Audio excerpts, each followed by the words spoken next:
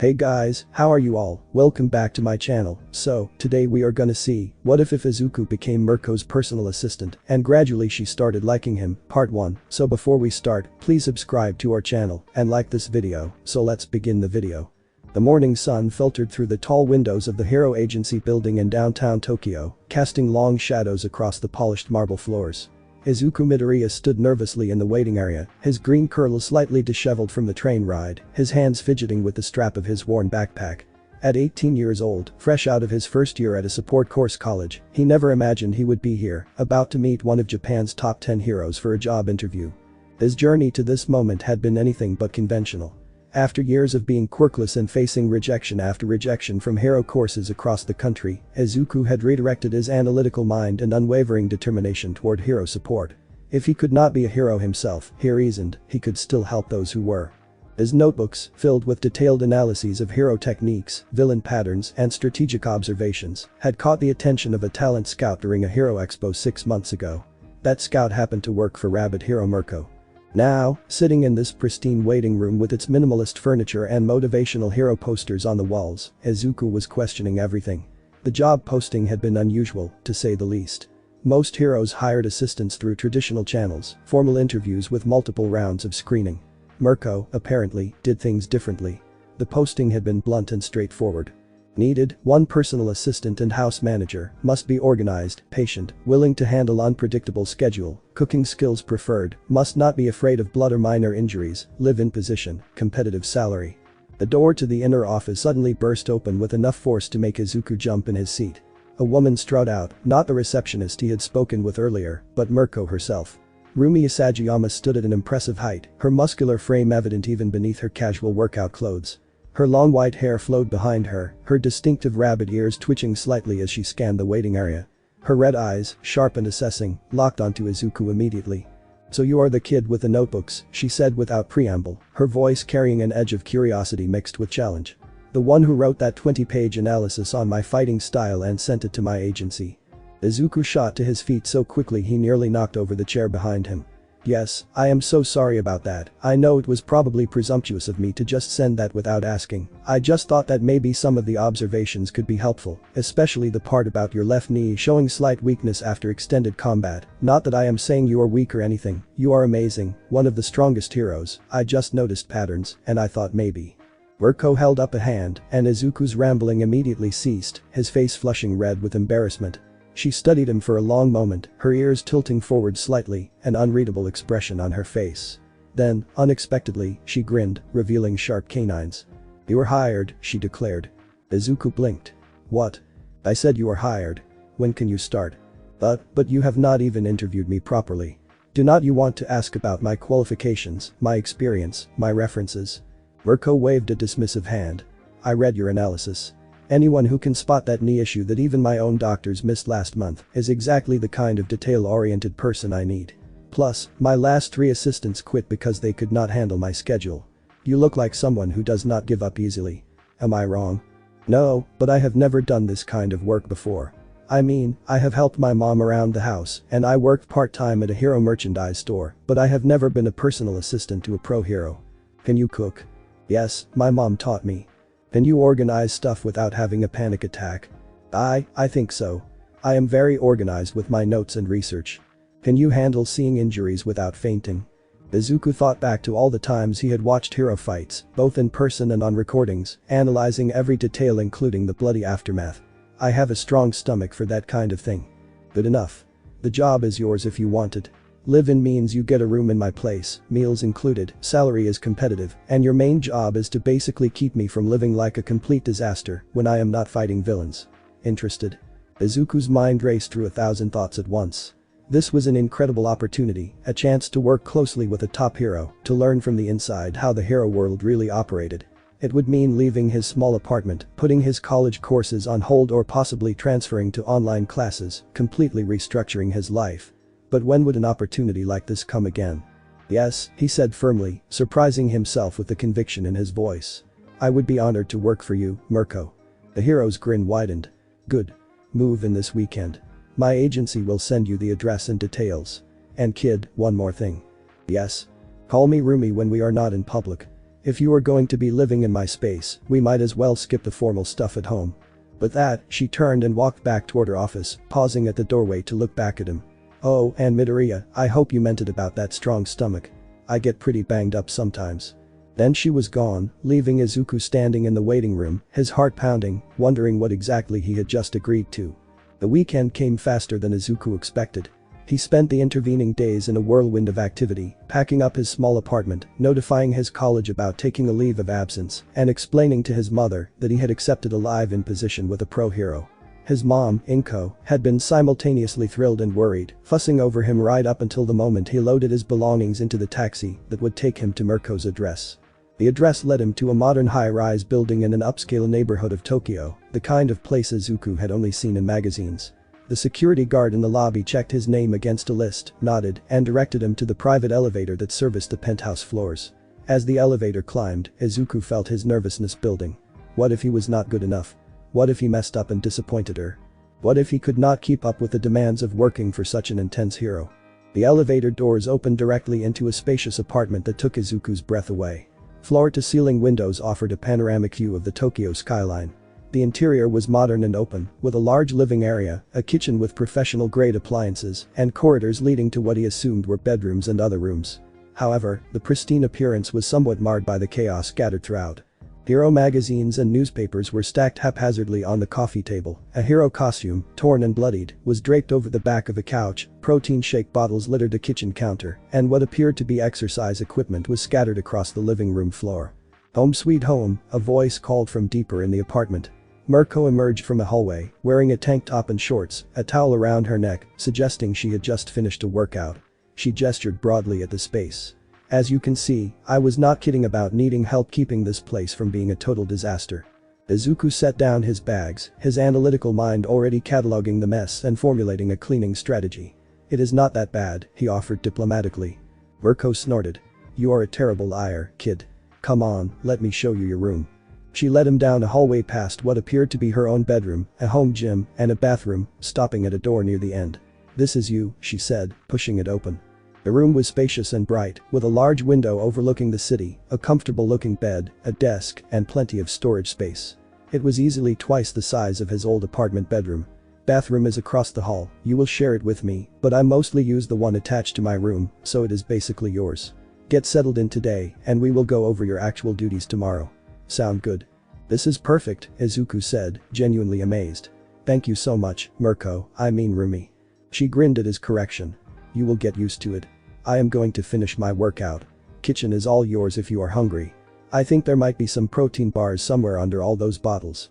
After she left, Izuku spent the next hour unpacking his belongings, organizing his clothes in the closet, setting up his hero analysis notebooks on the desk, and arranging his few personal items to make the space feel like home. Once finished, he ventured back out into the main living area. The mess seemed to mock him, and his fingers itched to start organizing.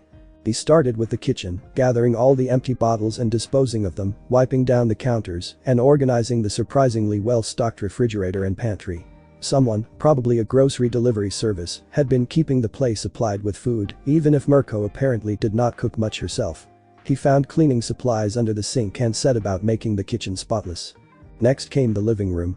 He carefully gathered the scattered magazines and newspapers, organizing them by date on a bookshelf. The damaged hero costume he folded carefully and set aside, making a mental note to ask Rumi about whether it needed repair or disposal. The exercise equipment he arranged neatly in one corner, creating a designated workout space that did not obstruct the main living area. He was vacuuming the floors when Mirko emerged from her workout, sweat dampened and breathing slightly hard. She stopped in her tracks, her red eyes widening as she took in the transformed space. "Holy shit," she muttered, looking around. "I leave you alone for 2 hours, and you turn this place into something from a home magazine." Izuku quickly turned off the vacuum, feeling self-conscious. "I am sorry, I should have asked first before moving your things. I just thought, I did not mean to overstep." "Overstep? Kid, this is exactly what I hired you for." Mirko walked through the space, her ears twitching with what Izuku was learning to recognize as pleasure. "I have not seen this place this clean since I moved in. You even organized my magazines." She picked one up, flipping through it. "By date, nice.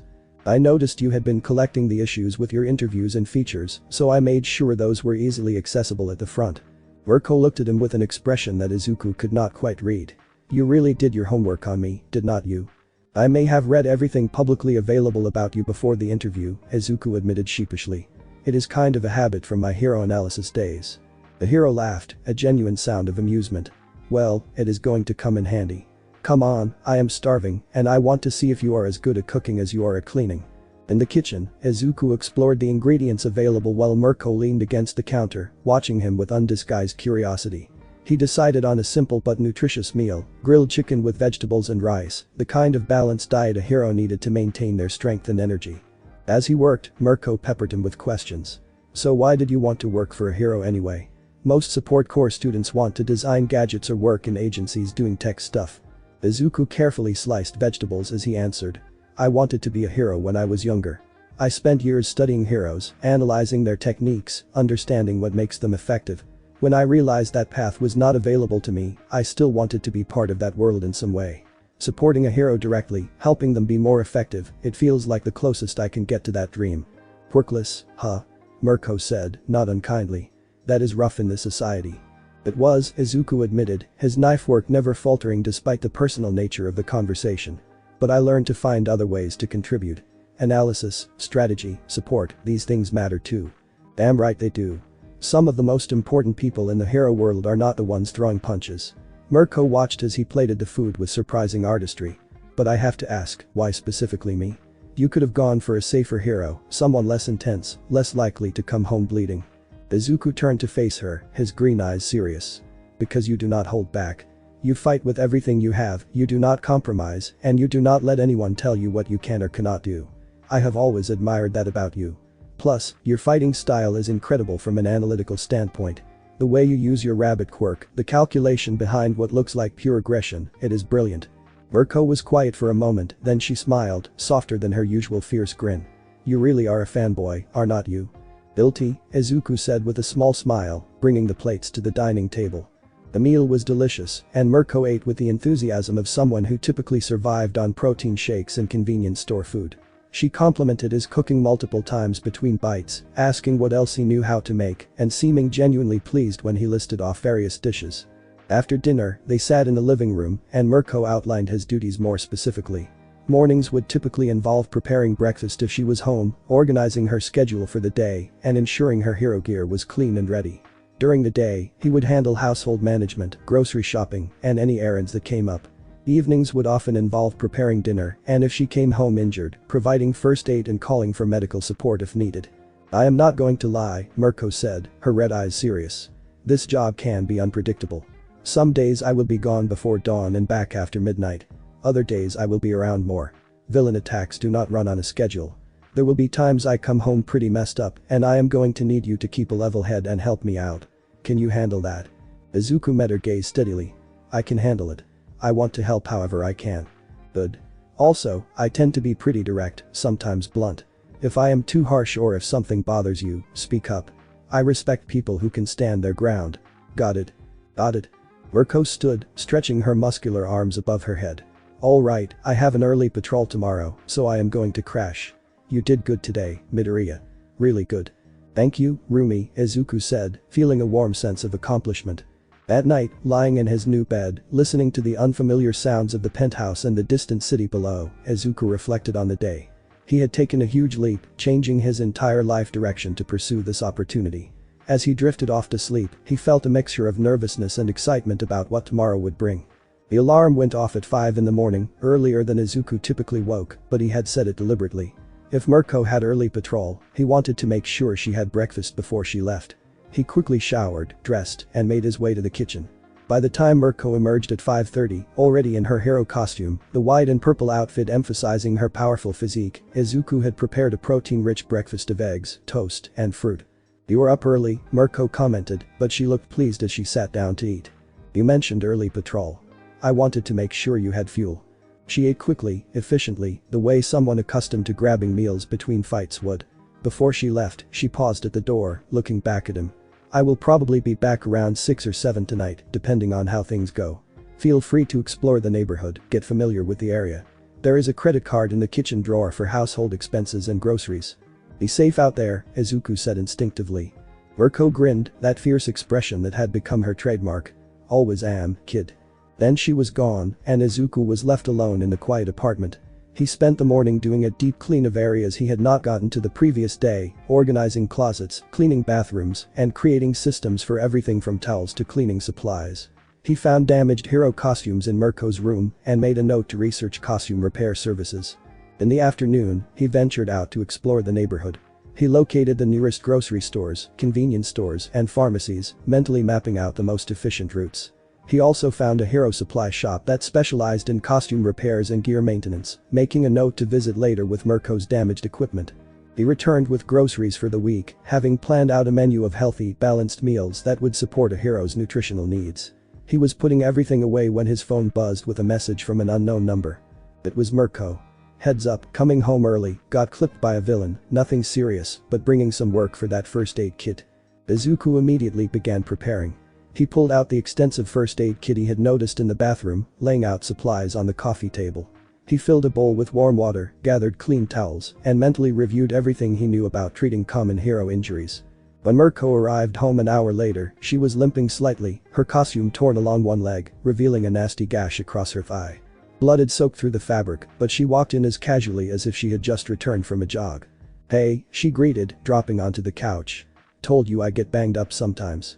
Izuku forced himself to remain calm, channeling all those hours of hero analysis into practical application.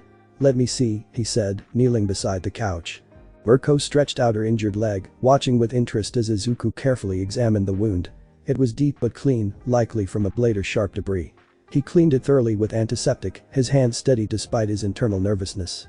Mirko hissed slightly at the sting, but otherwise remained still. "This really should have stitches," Izuku said, applying butterfly bandages to pull the edges of the wound together. "I can do a temporary closure, but you should see a doctor. I have had worse." "You are doing fine," Mirko said, and there was approval in her voice. "Most people freak out the first time they see hero injuries up close. I have watched a lot of hero fight footage," Izuku explained as he wrapped a bandage securely around her thigh. "I have seen much worse than this, even if it was on a screen. Still different when it is real and right in front of you. You have got a steady hand, Midoriya." Once the wound was properly dressed, Izuku sat back. "You should rest and elevate the leg. I will make dinner, something light since you are injured." "I could eat," Mirko agreed, settling back into the couch cushions. Izuku prepared a simple soup and rice, easy to digest and nutritious. He brought it to her on a tray since she was resting, along with pain medication and water. Mirko accepted it with a nod of thanks, eating more slowly than usual. "So, first real test passed," she commented between spoonfuls. "You did not panic, you knew what you were doing, and you are not treating me like I am made of glass now that I am injured. That is exactly the kind of assistant I needed." Izuku felt a flush of pride at the praise. "I just want to do a good job." "You are. Trust me, if you were not, I would tell you." Over the following weeks, Izuku settled into a routine with Mirko. He learned her patterns, her preferences, and her moods. He discovered that she liked her coffee strong and black in the morning, that she had a weakness for spicy food, despite claiming she did not care what she ate, and that she relaxed by watching old martial arts movies late at night when she could not sleep. He also learned that hero work was even more unpredictable than he had imagined. Some days Mirko would be gone for 18 hours straight, coming home exhausted and battered. Other days she would have relatively light patrol duties and spend time training in the home gym or reviewing case files in the living room. Izuku adapted to each situation, ensuring she always had what she needed when she needed it. The first major villain incident came 3 weeks into his employment. Izuku was preparing dinner when the television news interrupted with breaking coverage of a villain attack downtown.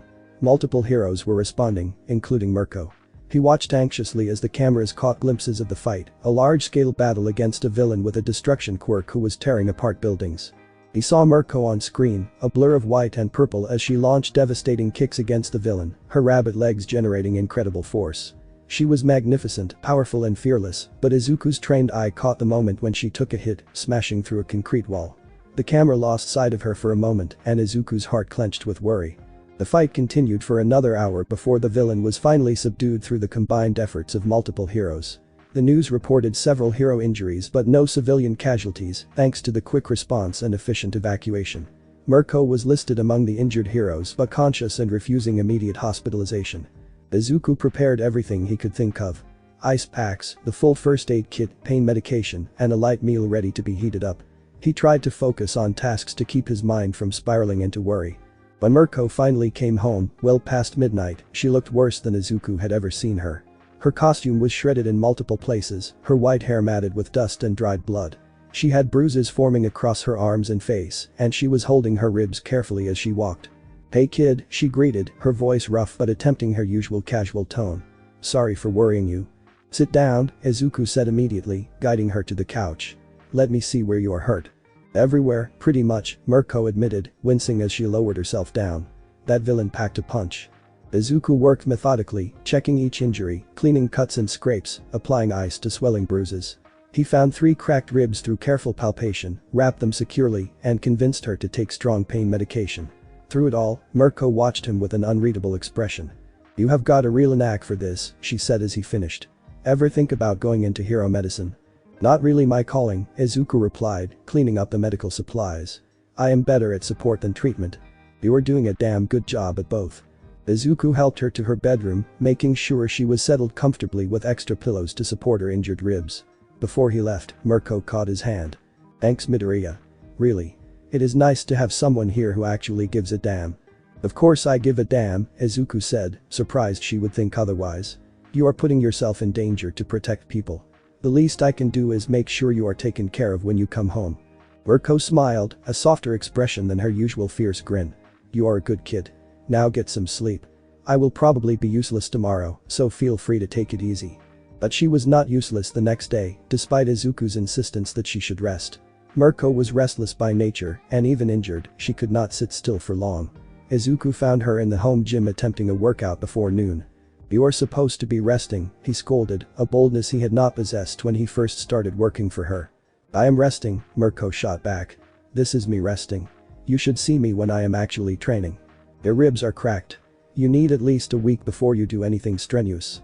Tell that to the villains. They do not take breaks just because I am banged up.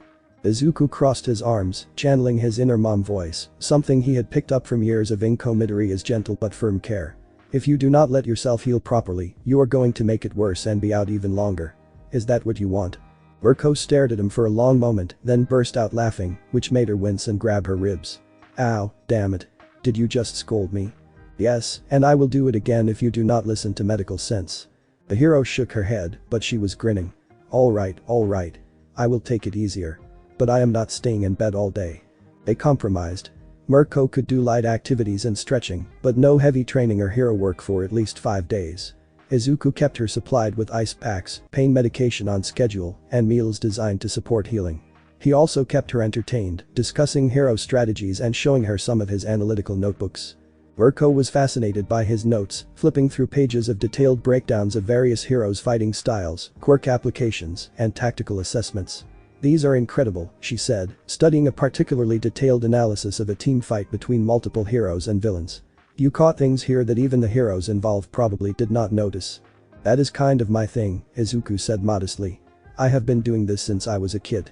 When you cannot participate directly, you learn to observe really carefully. You know, you could probably sell these analyses to heroes or agencies. This is professional grade strategic assessment." "I never thought about it that way. I just did it because I loved studying heroes." "Well, you are living with a hero now. Feel free to analyze away, and if you spot something useful, speak up. Your observations might save my ass someday." It was during Mirko's recovery period that their relationship began to shift in subtle ways. Spending more time together, talking beyond just work duties, they started to learn about each other on a deeper level. Izuku discovered that beneath Mirko's aggressive, fearless exterior was someone who had fought hard for every bit of respect she had earned, who had faced discrimination for being a woman in a male-dominated field, and responded by becoming undeniably powerful. Mirko, in turn, learned about Izuku's childhood, the bullying he had endured for being quirkless, the way his dreams had been crushed and then rebuilt into something different but still meaningful. She found herself respecting his resilience, his refusal to give up, even when the world told him he could not achieve his goals. One evening, about a month and a half into his employment, they were sitting on the couch together. Mirko's ribs finally healed enough for her to return to active duty the next day. They were watching one of her favorite martial arts films, and Izuku had made popcorn. "I am going to miss this," Mirko commented during a slow scene. "Miss what?" "Having you around all the time. Once I am back on full duty, I will be gone more. It has been nice having company." Izuku felt a warmth spread through his chest at her words. "I will still be here when you get back, making sure everything is ready for you." "I know." Mirko turned to look at him, her red eyes thoughtful. You have really made this place feel like a home, you know that. Before you got here, this was just where I slept between patrols. Now it actually feels like somewhere I want to come back to. I am glad, Izuku said softly. That is what I wanted, to make things better for you. Mission accomplished, kid. They sat in comfortable silence for a while, watching the movie. At some point, Izuku became aware that Mirko had leaned slightly closer, her shoulder brushing against his. He did not move away, finding the contact pleasant and natural. When Mirko returned to full hero duties, the dynamic shifted again. She was gone more often, sometimes for days at a time when major incidents required extended hero presence. Izuku fell into a rhythm of maintaining the household, ensuring everything was perfect for whenever she returned.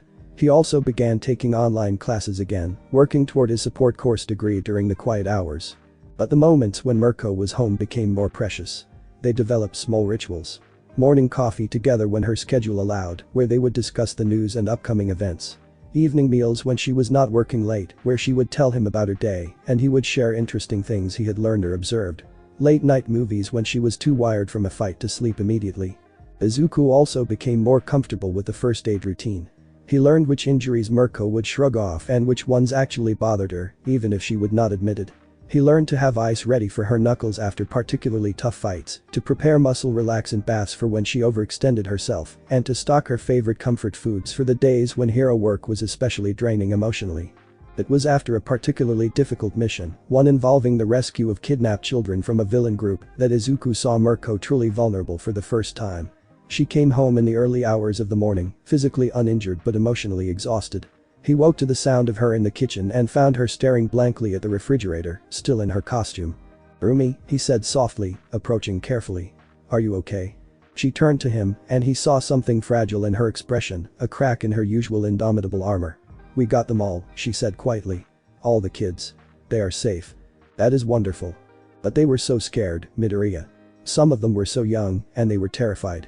Even after we saved them, they were shaking and crying, and I wanted to promise them they would never be scared again, but I cannot do that.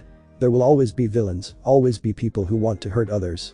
Izuku stepped closer, guided by instinct more than thought. But there will always be heroes like you too, fighting to protect them. You saved those children tonight. That matters. That makes a difference. Mirko looked at him, really looked at him, and something in her expression shifted. How do you always know the right thing to say? I do not, Izuku admitted. I just say what I honestly think. She reached out and, to Izuku's surprise, pulled him into a hug. It was brief but tight, and Izuku could feel the tension in her powerful frame. He hugged her back without hesitation, offering what comfort he could. When she pulled away, she seemed more like herself, that moment of vulnerability tucked back behind her confident exterior. "Thanks, kid. I am going to shower and crash. Will you make those cinnamon rolls you did last week for breakfast? Those were amazing." "Of course," Izuku promised. As the weeks turned into months, Izuku found himself thinking about Mirko more and more, even when she was not around. He would see something funny and think about how she would laugh at it. He would read about a new villain and analyze potential strategies specifically for her fighting style. He would plan meals around her preferences without even consciously thinking about it. He tried not to examine these feelings too closely. She was his employer, a famous hero, someone completely out of his league in every conceivable way. His job was to support her, to make her life easier, not to develop inappropriate feelings. But then there were moments that made his heart race. When she would compliment his cooking with genuine enthusiasm, when she would ask his opinion on hero strategies and actually implement his suggestions, when she would seek him out just to talk after a long day. The way her ears would perk up when he entered a room, the way she had started calling him Izuku instead of Midori or kid, the way she seemed to genuinely care about his well-being, and not just as an employee. One evening, about 4 months into his employment, Mirko came home from patrol in an unusually good mood. She had helped stop a major villain operation, and the news was praising her tactical brilliance. Izuku had watched the coverage and prepared a celebratory dinner. "You are amazing," he said as she recounted the details of the operation. "The way you predicted the villain's escape route and cut them off, that was brilliant." "I had a good teacher," Mirko said, gesturing to his notebooks on the coffee table. "Your analysis on predictive villain behavior, I used some of those concepts today." "Really?" Izuku felt a surge of pride. "My notes actually helped in a real fight." "Hell yes they did. You have got a strategic mind, Izuku. You see patterns and possibilities that most people miss." She moved closer on the couch, her red eyes bright with excitement and something else, something warmer. "You know what else I have been noticing?" "What?" How much I look forward to coming home now. How much I like having you here. How you have somehow become one of the best parts of my day." Izuku's breath caught. "Rumi, you are one of the best parts of my day too." "Yeah?" Mirko leaned even closer, her face now just inches from his. "And what would you do if I said I have been thinking about you as more than just my assistant?" "I would say," Izuku paused, gathering his courage, "I have been thinking the same thing about you." Mirko's grin was softer than usual, almost tender. "Good. Because I am about to do something that is probably not professional at all." Before Izuku could respond, she closed the remaining distance between them, her lips meeting his in a kiss that was surprisingly gentle given her usual intensity. Izuku froze for just a moment, his brain struggling to process that this was actually happening, before he responded, kissing her back with all the emotion he had been suppressing for months. When they finally broke apart, both slightly breathless, Mirko was smiling in a way Izuku had never seen before, happy and vulnerable and hopeful all at once. "So," she said, still close enough that he could feel her breath on his lips, "still want to be my assistant?" "Always," Izuku replied, his own smile matching hers. "But maybe we can add a new dimension to the job description." "I think we can arrange that." They kissed again, longer this time, and Izuku felt like his heart might burst from happiness. When they finally settled back on the couch, Mirko pulled him against her side, her arm around his shoulders in a protective gesture that made him feel safe and cherished. "You know people are going to talk when they find out," Mirko said. "A top hero dating her assistant, it is going to raise eyebrows. But you care what people think?" "Not even a little bit. But I care what you think. Are you okay with this, with us, even if it gets complicated?" Izuku looked up at her, at this incredible woman who had given him a chance when others might not have, who valued his mind and his care, who fought so fiercely for others, but was allowing herself to be soft with him. "I have never been more okay with anything in my life." "Good answer, nerd." They stayed like that for hours, talking about everything and nothing, sharing soft kisses between conversations, exploring this new aspect of their relationship with a mixture of excitement and tenderness. Eventually, they moved to more practical concerns. "We should probably set some ground rules," Mirko suggested. "Like, work is still work. If I need my assistant, you are my assistant first. The relationship stuff does not interfere with your job or my hero duties." "Agreed," Izuku said. "And we should be discreet in public, at least at first. I do not want to cause problems for your career." "My career can handle it, but I appreciate you thinking about it." Mirko played with his green curls absently, seeming to enjoy the soft texture. "What else?" "Communication," Izuku said firmly. "If something bothers either of us, we talk about it immediately. No letting things build up." "Look at you being all mature and relationship smart. My mom raised me right. I am going to have to thank her sometime." As the night grew later, they reluctantly separated to their own rooms, but not before sharing one more long kiss at Izuku's door. "Sweet dreams, Izuku," Mirko whispered. "Sweet dreams, Rumi." Izuku lay in bed, his mind racing with the events of the evening. He had come to this job hoping to support a hero, to be useful, to find purpose. He had found all that and so much more. He had found someone who saw him, really saw him, beyond his quirklessness or his limitations. Someone who valued what he could offer and cared about him as a person. In the room down the hall, Mirko was experiencing similar thoughts. She had hired Izuku thinking she just needed someone to keep her life organized, to handle the mundane tasks she never had time for. But he had become so much more than that. He had brought warmth and care into her life, had made her apartment a home, had made her want to come back at the end of the day to something beyond just rest and recovery. The next morning, Izuku woke early as usual and made his way to the kitchen to prepare breakfast. He was humming softly to himself, unable to contain his happiness, when arms wrapped around him from behind. "Morning," Mirko murmured against his shoulder, her rabbit ears tickling his cheek. "Morning," Izuku replied, turning in her embrace to kiss her properly. "How did you sleep?" "Better than I have in months." "You?" "Same." They shared breakfast together, the comfortable routine now flavored with new intimacy. Mirko had a late start that day, so she lingered over coffee, watching Izuku as he cleaned up with a fond expression. "I could get used to this," she commented. "Good, because I am not going anywhere."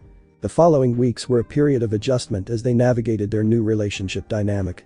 They kept things private initially, not hiding exactly, but not advertising either.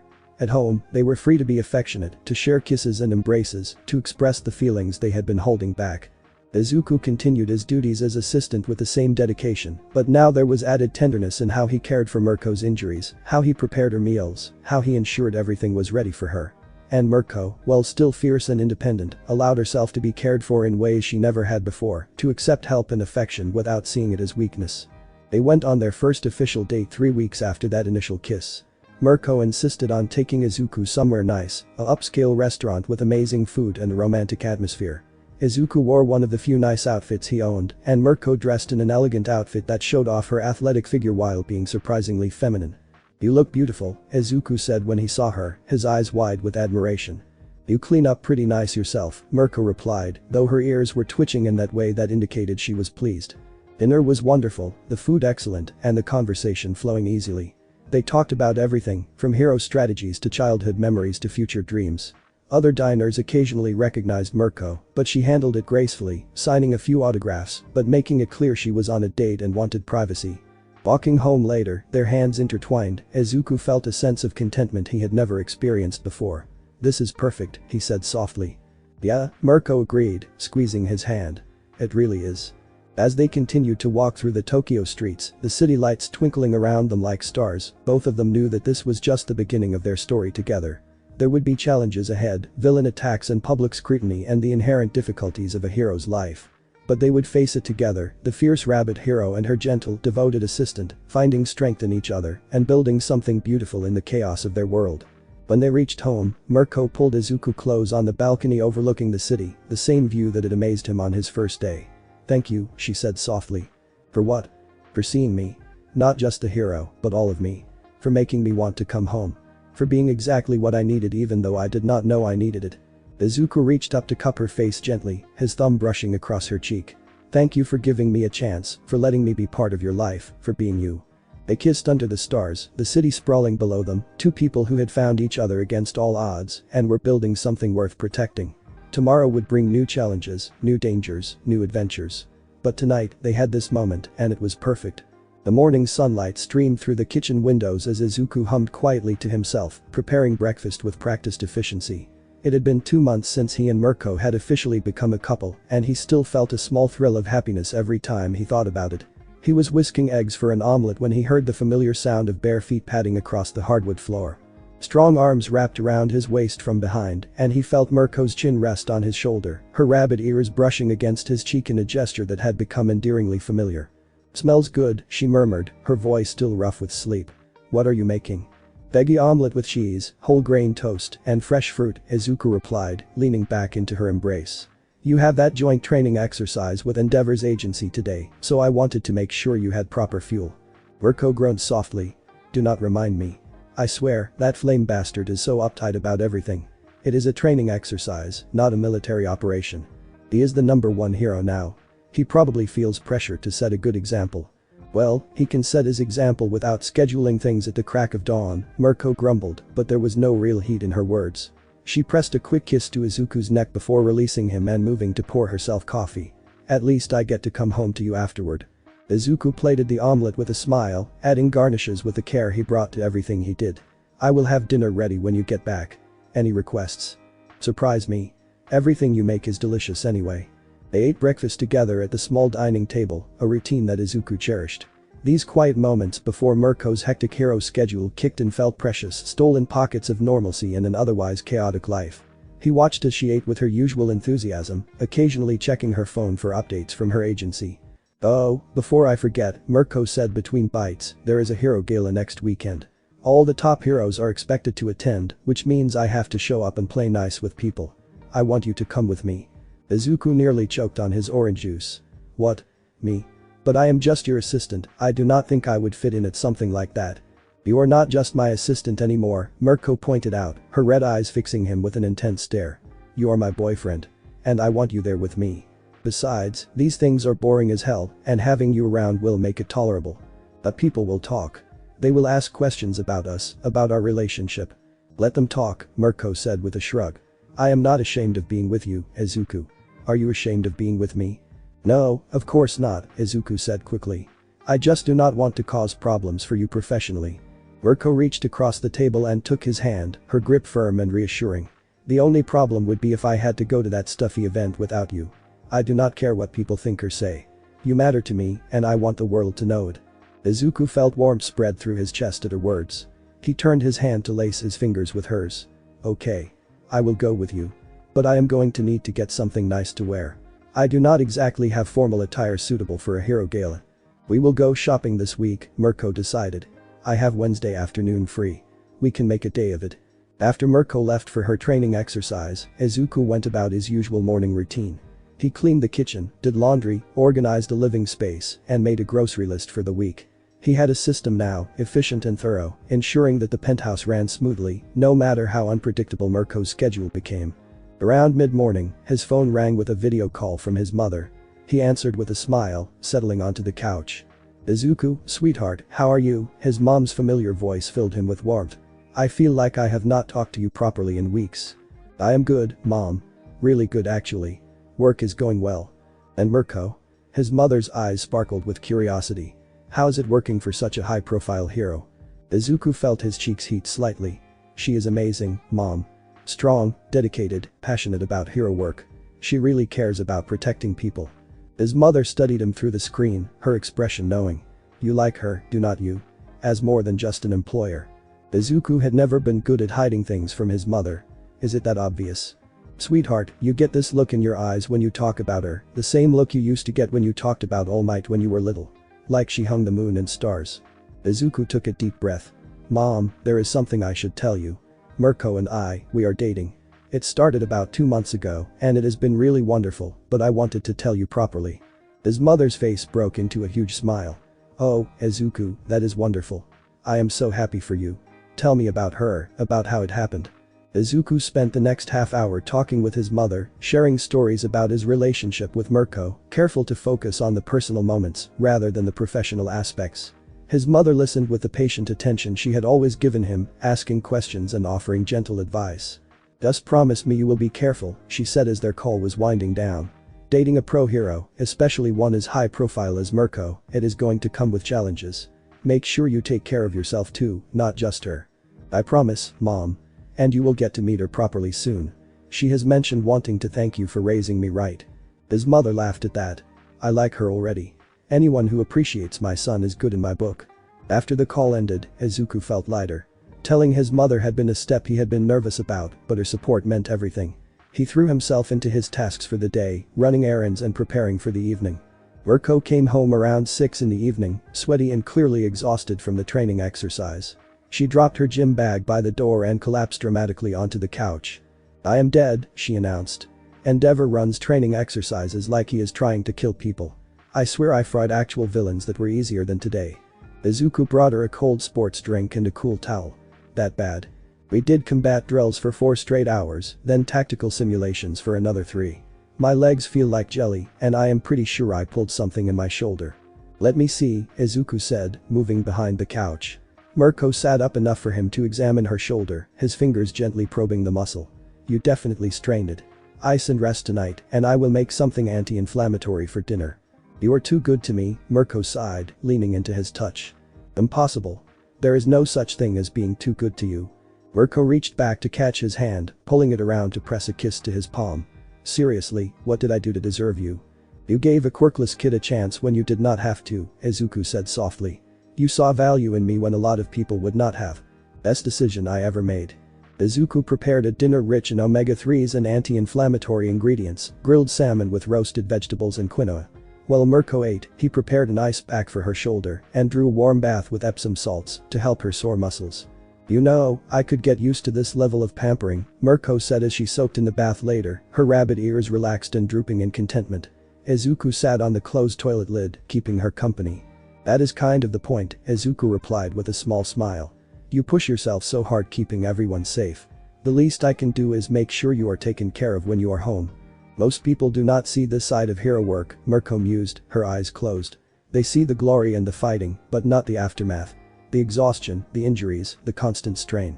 It is nice to have someone who understands and does not judge. I could never judge you for working hard to protect people. That is admirable." Mirko opened one eye to look at him. "You know what I admire about you?" "What?" "Your strength. And before you protest," she added as Izuku started to object, "I mean it. You faced a world that told you that you could not be a hero because you did not have a quirk, and instead of giving up, you found another way to contribute. That takes serious mental fortitude." "I just did not want to give up on my dreams entirely." "Exactly. You are stubborn, determined, and you do not let obstacles stop you. That is strength, Izuku. Do not ever think otherwise." Later that evening, they settled on the couch together, Mirko's head resting on Izuku's lap as they watched a documentary about wildlife. His fingers gently stroked her hair, careful of her sensitive ears, while she made small contented sounds. Wednesday afternoon arrived, and true to her word, Mirko had cleared her schedule for shopping. They took a taxi to one of Tokyo's upscale shopping districts, an area filled with designer stores and high-end boutiques that made Izuku nervous just looking at them. "Relax," Mirko said, noticing his tension as they walked. "I am paying, and I want to get you something nice. You deserve it." "You do not have to do that, I can use my salary to buy something." "Izuku, you use your salary to buy groceries and household supplies and refuse to charge me for half of them. Let me spoil you a little." They entered a formal wear shop, and immediately a sales associate approached, recognizing Mirko instantly. The woman was professional and enthusiastic, showing them various options for formal attire. Izuku felt overwhelmed by the choices, but Mirko seemed to be enjoying herself, pulling out different suits and holding them up against him. "Try this one," she insisted, handing him a sleek dark green suit that she claimed would bring out his eyes. In the changing room, Izuku carefully put on the suit. It fit perfectly, tailored and elegant, making him look more mature and sophisticated than he felt. When he stepped out to show Mirko, her reaction made his heart race. Her red eyes widened, and she stood up from the chair where she had been waiting, circling around him slowly. "Damn," she said appreciatively. "You look incredible." "You think so?" Izuku asked, feeling self-conscious under her intense gaze. "I know so." Mirko adjusted his collar slightly, her fingers lingering on the fabric. "You are definitely getting this one. Actually, try on a few more. I want to see all the options." They spent over an hour in the shop, with Izuku trying on various suits, while Mirko provided commentary and opinions. She was having far too much fun playing dress-up with him, and despite his initial nervousness, Izuku found himself enjoying her attention and enthusiasm. They settled on the dark green suit, along with a more traditional black one for future formal events. Mirko also insisted on getting him new dress shoes, a watch, and several ties. When the total came up at the register, Izuku winced, but Mirko handed over her credit card without hesitation. "Consider it an investment," she said as they left the store with several bags. "I need my boyfriend looking sharp when he is on my arm at hero events." Next, they wandered through the shopping district more casually, stopping in various stores. Mirko bought some new workout clothes, and Izuku picked up a few kitchen gadgets he had been wanting. They stopped at a cafe for lunch, sitting outside and people watching. "This is nice," Izuku commented, sipping his coffee. "Just spending time together without any pressure or schedule." "We should do it more often," Mirko agreed. "I get so caught up in hero work sometimes that I forget to just enjoy life." A young girl, maybe 7 or 8, approached their table shyly, her mother hovering nearby. "Excuse me, are you Mirko?" "That is me," Mirko said with a warm smile, her fierce persona softening for the child. "What is your name?" "Nika. I want to be a hero like you when I grow up. You are so strong and cool." Mirko's expression grew fond. "Well, Mika, the most important thing about being a hero is not just being strong. It is about protecting people and never giving up, even when things are hard. Can you do that?" The little girl nodded enthusiastically. "I will work really hard." "Good. Keep that attitude and you will go far." Mirko signed an autograph for the starstruck child, and the girl ran back to her mother with excited chatter. "You are good with kids," Izuku observed after they left. "They are our future," Mirko said with a shrug, but there was something soft in her expression. "If we do not inspire them and give them something to believe in, what is the point of being heroes?" As they continued shopping, Izuku noticed how natural it felt to be with Mirko like this, just existing together in the world. She would occasionally take his hand or lean into him while looking at something in a store window, small gestures of affection that made his heart swell. They returned home in the late afternoon, laden with shopping bags. Mirko immediately tried to convince Izuku to model the suit again, claiming she wanted to see it one more time, but he saw through her playful intentions. "You just want an excuse to stare at me," he teased, a boldness in their relationship that still surprised him sometimes. "Guilty," Mirko admitted with a grin. "Is that a crime?" "Not at all," Izuku laughed. "But I need to start dinner prep. You have early patrol tomorrow, remember?" "Fine, but you are modeling that suit for me after dinner." "Deal." That evening, as Izuku prepared a stir-fry in the kitchen, Mirko sat at the counter watching him work, her chin resting on her hand. He had grown accustomed to her watching him cook, finding comfort in her presence. "You know what I realized today," she said thoughtfully. "What?" "How lucky I am. Not just because you are good at taking care of things, but because you actually care. You genuinely want me to be happy and healthy, not because it is your job, but because you care about me as a person." Izuku paused his chopping to look at her. "Of course I care about you. I love you." The words slipped out before he could stop them, hanging in the air between them. Izuku froze, his eyes widening as he realized what he had just said. They had not said those words to each other yet, and he had not meant to blurt it out while making dinner. Mirko stared at him for a long moment, her red eyes unreadable. Then a slow smile spread across her face, genuine and tender. "Say that again." I love you," Izuku repeated, his voice softer but no less sincere. "I did not mean to just blurt it out like that, but it is true. I love you, Rumi." Mirko stood up and walked around the counter, taking the knife from his hand and setting it down. Then she cupped his face in her hands and kissed him deeply, pouring emotion into the gesture. When she pulled back, her eyes were shining. "I love you too, Izuku Midoriya. I have for a while now, but I was not sure how to say it." "Really? Really? You have become the most important person in my life, and that honestly terrifies me a little because I have never let anyone get this close before." Izuku wrapped his arms around her waist, pulling her close. "We will figure it out together. That is what people who love each other do, right?" "Right," Mirko agreed, resting her forehead against his. Together. They stood like that for several minutes, just holding each other in the kitchen, the stir-fry temporarily forgotten. Eventually, Izuku reluctantly pulled away to finish cooking before dinner burned, but the atmosphere had shifted, become even warmer and more intimate with their confession hanging between them. After dinner, Izuku did indeed model the suit again, and Mirko's appreciation was vocal and enthusiastic. She made him turn around multiple times, commenting on how well it fit and how handsome he looked. Eventually, her teasing turned into pulling him down onto the couch for a long makeout session that left them both breathless and grinning. The week passed quickly, filled with the usual routine of Izuku managing the household and Mirko handling hero duties. She came home with minor injuries 3 times that week, nothing serious, but enough to require Izuku's careful attention. He was getting better at wound care, his hands steady and sure as he cleaned cuts and bandaged scrapes. On Friday evening, 2 days before the gala, Mirko came home with news. "I talked to Endeavor today," she announced, dropping onto the couch beside Izuku. "Told him I was bringing a +1 to the gala and that it was my boyfriend." "How did he react?" Mirko grinned. "He got all awkward and uncomfortable like he always does with personal topics. Asked if it was serious, I told him very serious, and then he just nodded and said that was good. I think that his Endeavor speak for approval." "You did not have to tell him specifically." "I wanted to. Endeavor is stiff and formal, but he is a good guy under all that. Plus, word spreads fast in hero circles. Better to control the narrative from the start." Izuku nodded, understanding the logic, even if the idea of being discussed among top heroes made him nervous. "What about the other heroes?" "They will find out at the gala. I am not hiding you, Izuku. I meant what I said. I am proud to be with you, and anyone who has a problem with it can deal with me." Her fierce protectiveness made Izuku smile. "I love you. I love you too, nerd. Now, what is for dinner? I am starving." The night of the gala arrived faster than Izuku expected. He spent extra time getting ready, making sure the dark green suit looked perfect, styling his curly hair as best he could, and trying to calm his racing nerves. This would be his first major public appearance as Mirko's boyfriend, and he was acutely aware that he would be under scrutiny from some of the most powerful and famous people in Japan. Mirko emerged from her room looking absolutely stunning. She wore a form-fitting red dress that complemented her powerful physique while being elegant and sophisticated. Her white hair was styled in loose waves, and she wore minimal makeup that enhanced her natural features. She had even filed down her nails slightly from their usual sharpness to something more formal event appropriate. "Wow," Izuku breathed, unable to take his eyes off her. "You look absolutely beautiful." "Thanks," Mirko said, but she was looking at him with equal appreciation.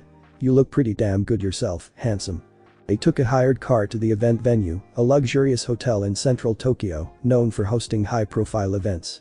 As they pulled up, Izuku could see camera flashes already going off, reporters and photographers stationed outside to capture the arrivals of various heroes.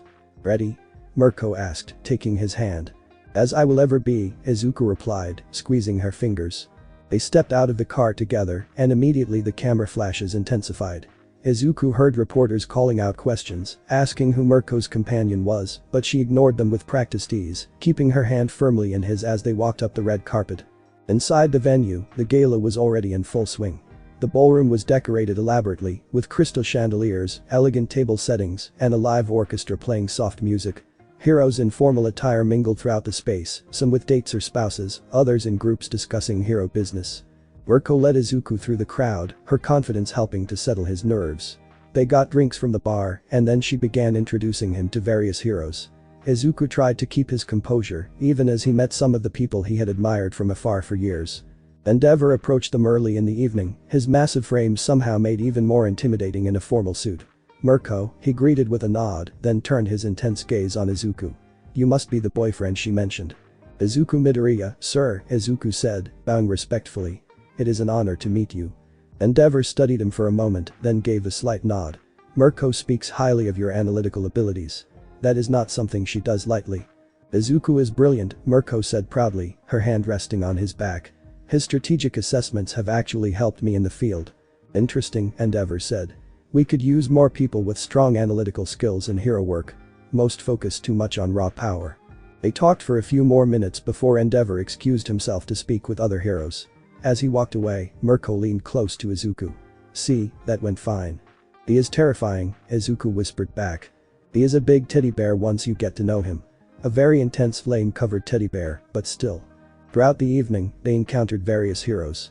Some were friendly and welcoming, genuinely happy to meet Izuku and interested in hearing about his work. Others were more reserved, clearly wondering what a top hero was doing with a civilian assistant. Izuku handled each interaction with polite grace, though he was grateful for Mirko's steady presence beside him. Hawks, the number 2 hero, approached them with his characteristic casual swagger. Well, he said with a grin, his golden eyes sparkling with mischief. "So this is the mysterious boyfriend everyone is talking about." "Izuku, meet Hawks," Mirko introduced, her tone suggesting she was used to the winged hero's antics. "Hawks, this is Izuku Midoriya, my boyfriend and assistant." "Pleasure," Hawk said, shaking Izuku's hand. "Fair warning, the hero rumor mill is going to be intense about you two for a while. Mirko dating anyone is big news, let alone her assistant." "Let them talk," Mirko said dismissively. "I do not care." "I admire the confidence," Hawk said. "But seriously, kid," he addressed Izuku, "good luck dealing with this one. She is a handful." "I can handle her," Izuku said with more confidence than he felt. "Oh, I like him," Hawks laughed. "He has got spirit." "You two enjoy the rest of the evening."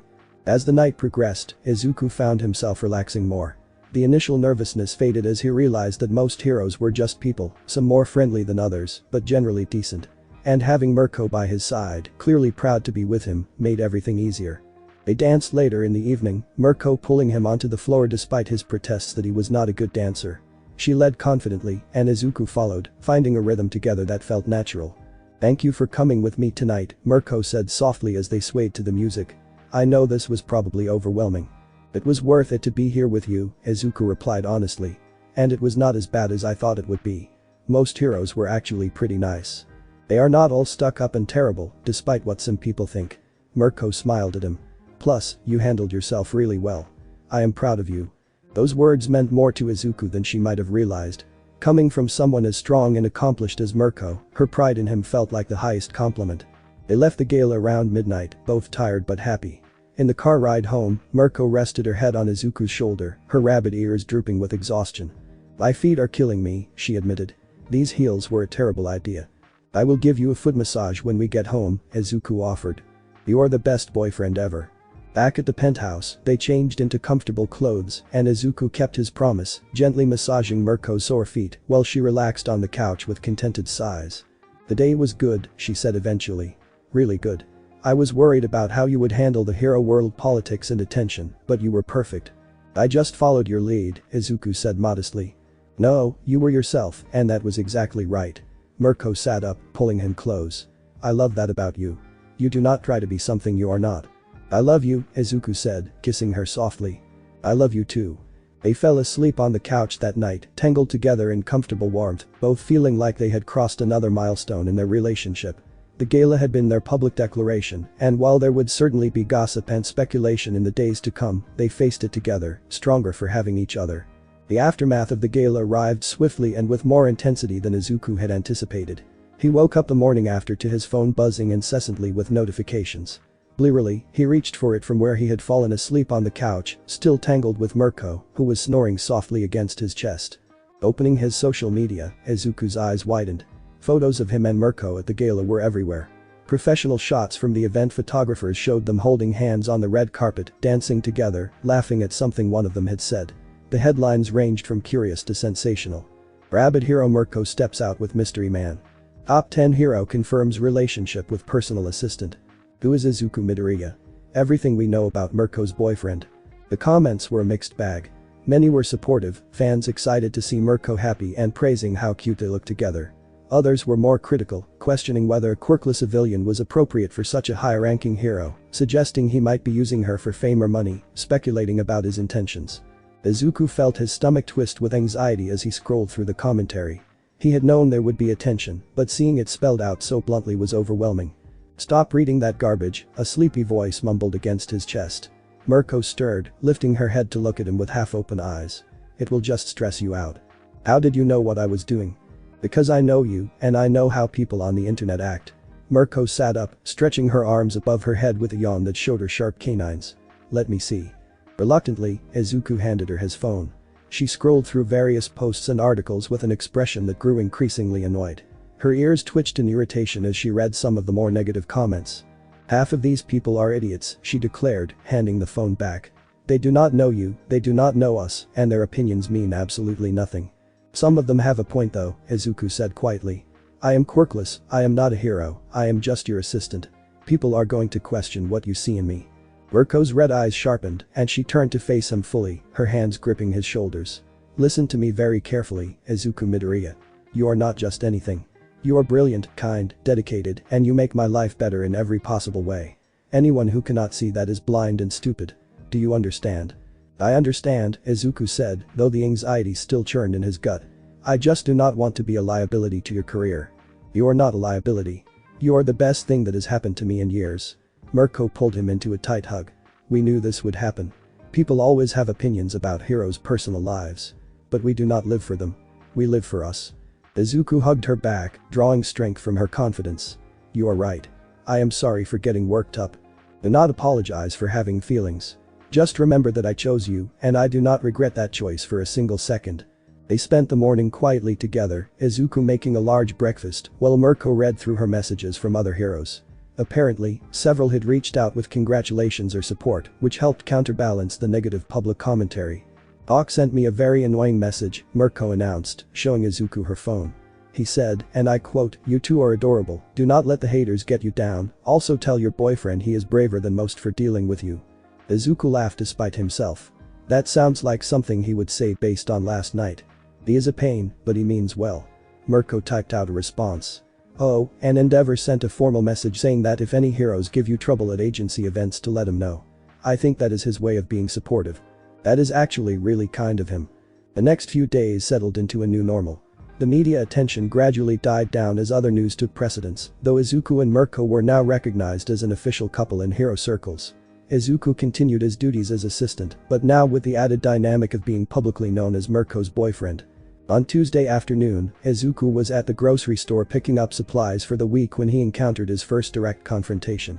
He was examining produce when he heard a voice behind him. "Excuse me, are you Izuku Midoriya?" He turned to find a young woman, probably in her early 20s, holding her phone and looking at him with an expression that was not entirely friendly. "Yes, that is me. I am a huge fan of Mirko," the woman said, her tone sharp. "I just want to know what your deal is. Are you really with her, or are you just using her for money and fame?" Izuku took a breath, reminding himself to stay calm. "I am really with her. I care about Rumi very much, and I would never use her for anything. I was her assistant before we started dating, and I am still her assistant now because I genuinely want to support her work." The woman looked skeptical. "It just seems convenient, you know. And nobody gets close to a famous hero, and suddenly they are dating. It happens all the time." "I understand why you might be protective of someone you admire," Izuku said carefully. "But I promise you, my feelings for Rumi are genuine. I am not interested in fame or money. I just want her to be happy and safe." The woman studied him for a long moment, then her expression softened slightly. "Okay. I guess you seem sincere. Just take care of her, okay? She works so hard and deserves someone good." "I will," Izuku promised. "I care about her more than anything." After the woman left, Izuku found his hands shaking slightly as he continued shopping. He sent a quick text to Mirko about the encounter, and she responded almost immediately with a string of angry emojis followed by, "Want me to track her down and have a chat? Kidding. Mostly. Are you okay?" Izuku smiled at his phone. "I am fine. Just caught me off guard. See you tonight." When Mirko came home that evening, she immediately pulled Izuku into a protective hug. "Tell me exactly what happened," she demanded. He recounted the grocery store encounter, and Mirko's grip tightened. "I do not like the idea of people confronting you when I am not around." "It is okay, really. She was not threatening, just concerned about you. In a weird way, it is kind of sweet that you have fans who care that much. Sweet is not the word I would use, Mirko grumbled. But I guess I should be glad people care. Still, if anyone actually threatens you or makes you uncomfortable, you tell me immediately. I promise. Over the following week, Izuku had a few more encounters with curious fans or skeptics, but nothing as direct as the first one. Mostly people just stared or whispered when they recognized him, which he found easier to ignore. He focused on his work, on taking care of Mirko, and on his online classes which were progressing well. Thursday brought an unexpected complication. Izuku was cleaning the kitchen after lunch when Mirko burst through the door in the middle of the day, much earlier than expected. Her expression was stormy, her ears flat against her head in clear agitation. "What is wrong?" Izuku asked immediately, setting down his cleaning supplies. "I just came from a meeting with the Hero Public Safety Commission," Mirko said, pacing the living room like a caged animal. "They wanted to discuss my relationship with you." "What? Why would they care?" "Apparently, some concerned citizens filed complaints suggesting that my relationship with a quirkless civilian could damage public confidence in hero effectiveness." Mirko's voice dripped with sarcasm and anger. "They wanted to advise me on proper public image management." Izuku felt his heart sink. "What did you tell them?" "I told them exactly where they could shove their advice," Mirko snapped. "I told them my personal life is none of their business, that you make me a better hero because you help me stay balanced and healthy, and that anyone who has a problem with my relationship can file a formal complaint that I will personally ignore." "Rumi, you did not have to antagonize them on my behalf." "Yes, I did." Mirko stopped pacing to face him, her red eyes blazing with fierce protectiveness. "Because they have no right to tell me who I can or cannot love. And I will fight anyone, commission included, who tries to come between us." Izuku crossed the room and took her hands, feeling them trembling with suppressed anger. "I appreciate you standing up for us. But I do not want you to damage your hero career because of me." "My hero career does not mean anything if I have to sacrifice the people I love for it," Mirko said firmly. "You are not a sacrifice I am willing to make, Izuku. Not for the commission, not for public opinion, not for anything." Her words made Izuku's chest tight with emotion. He pulled her into a hug and she wrapped her arms around him fiercely. "I love you," he whispered. "I love you too. And I am not going to let anyone make you feel like you are not good enough or that we should not be together." They stood like that for several minutes, holding each other, while Mirko's anger gradually subsided. Eventually, she pulled back with a sigh. "I am sorry for bringing this stress home. You do not need to apologize. We are in this together, remember?" "Yeah, together." Mirko managed a small smile. "How about you make me something sweet? Comfort food sounds really good right now." Izuku made her favorite chocolate chip cookies from scratch, the kitchen filling with a warm scent of baking. Mirko sat at the counter, watching him work and gradually relaxing as she vented about the meeting and the commission's ridiculous suggestions. "They wanted me to issue a public statement emphasizing your role as my assistant rather than my boyfriend," she said, munching on a still warm cookie. "Like that would somehow make it more acceptable. As if love is something that needs to be downplayed or hidden." "That is absurd," Izuku agreed, sliding another batch into the oven. "Your personal happiness should be celebrated, not criticized." "Exactly." Mirko reached for another cookie. "These are amazing, by the way. You are going to make me gain weight with your cooking. You burn thousands of calories a day fighting villains. I think you can handle some cookies." Fair point. That evening, they received unexpected support from an unusual source. Endeavor released a public statement on his official social media account. It was characteristically brief but powerful. "Heroes are human beings with personal lives and relationships. Anyone who questions pro-hero Mirko's choices clearly does not understand her strength of character. Her effectiveness as a hero speaks for itself. This discussion is closed." Mirko showed Izuku the statement with genuine surprise. "I did not expect that. Endeavor usually stays out of this kind of stuff." "Maybe he really does approve of us," Izuku suggested. "Or maybe he is just tired of people being idiots. Either way, I will take it." A statement from the number one hero carried significant weight. Other pro-heroes began speaking up in support, some posting their own messages, others simply liking and sharing Endeavor's statement. Hawks posted a characteristically cheeky response. "If Endeavor says it is fine, it is fine. Also, love is cool, let people be happy, this has been my TED Talk." The tide of public opinion began to shift as more heroes voiced support. Fan communities started defending Izuku and Mirko's relationship, pointing out that heroes deserved happiness and that judging someone based on having or not having a quirk was discriminatory and outdated thinking. Within a few days, the controversy had largely died down, replaced by general acceptance and even some sweet fan art of Izuku and Mirko that made them both laugh. See, Mirko said, showing Izuku a particularly adorable drawing of them, told you it would blow over. People just need time to adjust. I am glad you were right, Izuku admitted. Though I could do without the fan art that makes us look like cartoon characters. I do not know, I think cartoon you is pretty cute. The following week brought a return to normalcy. Mirko had regular patrols and a few minor villain encounters, nothing serious enough to cause major injury. Izuku maintained the household, continued his online classes, and started experimenting with new recipes to keep dinners interesting. On Friday evening, Mirko came home with an unusual request. I need your help with something, she said, dropping her gym bag by the door. There is a villain group that my agency has been tracking, and I want your analytical opinion on their patterns. Really? Izuku's eyes lit up with interest. You want my help with an actual case? You have been studying villain behavior and hero tactics your whole life. I would be stupid not to use that resource. Mirko pulled out a tablet with case files. Plus, the commission wants a detailed strategic report on this group, and writing reports is not exactly my strong suit. They spent the next 3 hours at the dining table, Izuku poring over the case files, while Mirko provided additional context from her agency's investigation. The villain group in question was a coordinated team of 5 individuals with complementary quirks, hitting high-value targets with efficient precision. Izuku's analytical mind went into overdrive, identifying patterns in their target selection, timing, and escape routes. He created detailed charts and graphs, mapping out their activities and highlighting predictable elements. They always hit on weekdays, never weekends, he observed, pointing to his timeline. And always in the early evening, between 5 and 7. That suggests they might have day jobs or other commitments that limit their operational windows. But catch, Mirko said, making notes. What else? Their targets all have something in common beyond just being high value. Izuku pulled up a map. They are all within a specific geographic radius, and if you connect them, they form a pattern spiraling outward from the central point. My guess is their base of operations is somewhere in this area.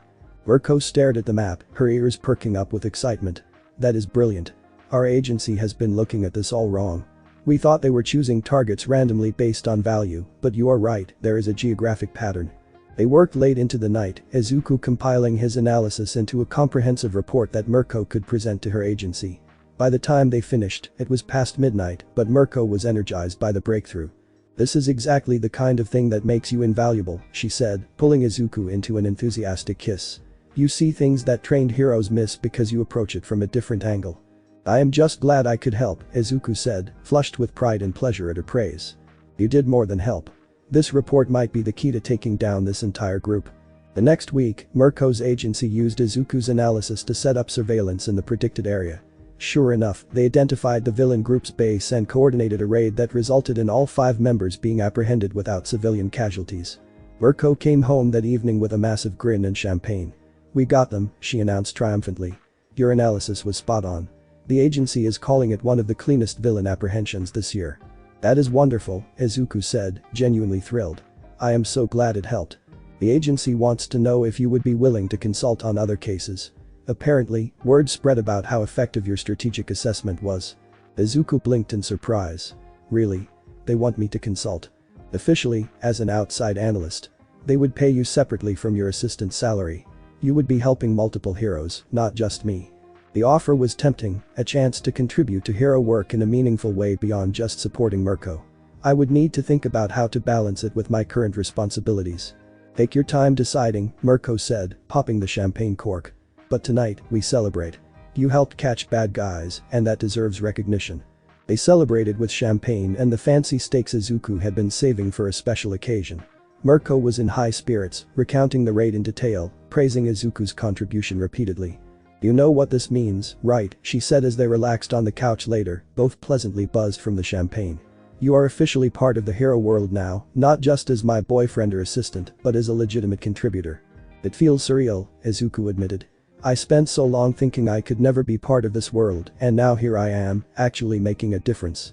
You have always made a difference, Mirko said softly. Now more people just get to benefit from your brilliant mind. The next morning, Izuku woke to find Mirko already up and in the home gym, working through an intense training routine. He made breakfast and brought it to her along with a protein shake. You were up early, he commented, watching as she finished a set of pull-ups. Could not sleep, too energized from yesterday. Mirko dropped down from the bar, accepting the shake gratefully. Plus, I have been slacking on training lately. Need to stay sharp. "You are always sharp," Izuku said, but he understood the drive to constantly improve. It was one of the things he admired about her. After breakfast, they went for a run together, something they had started doing occasionally. Mirko adjusted her pace to match Izuku's, using it as a recovery workout while he pushed himself to keep up.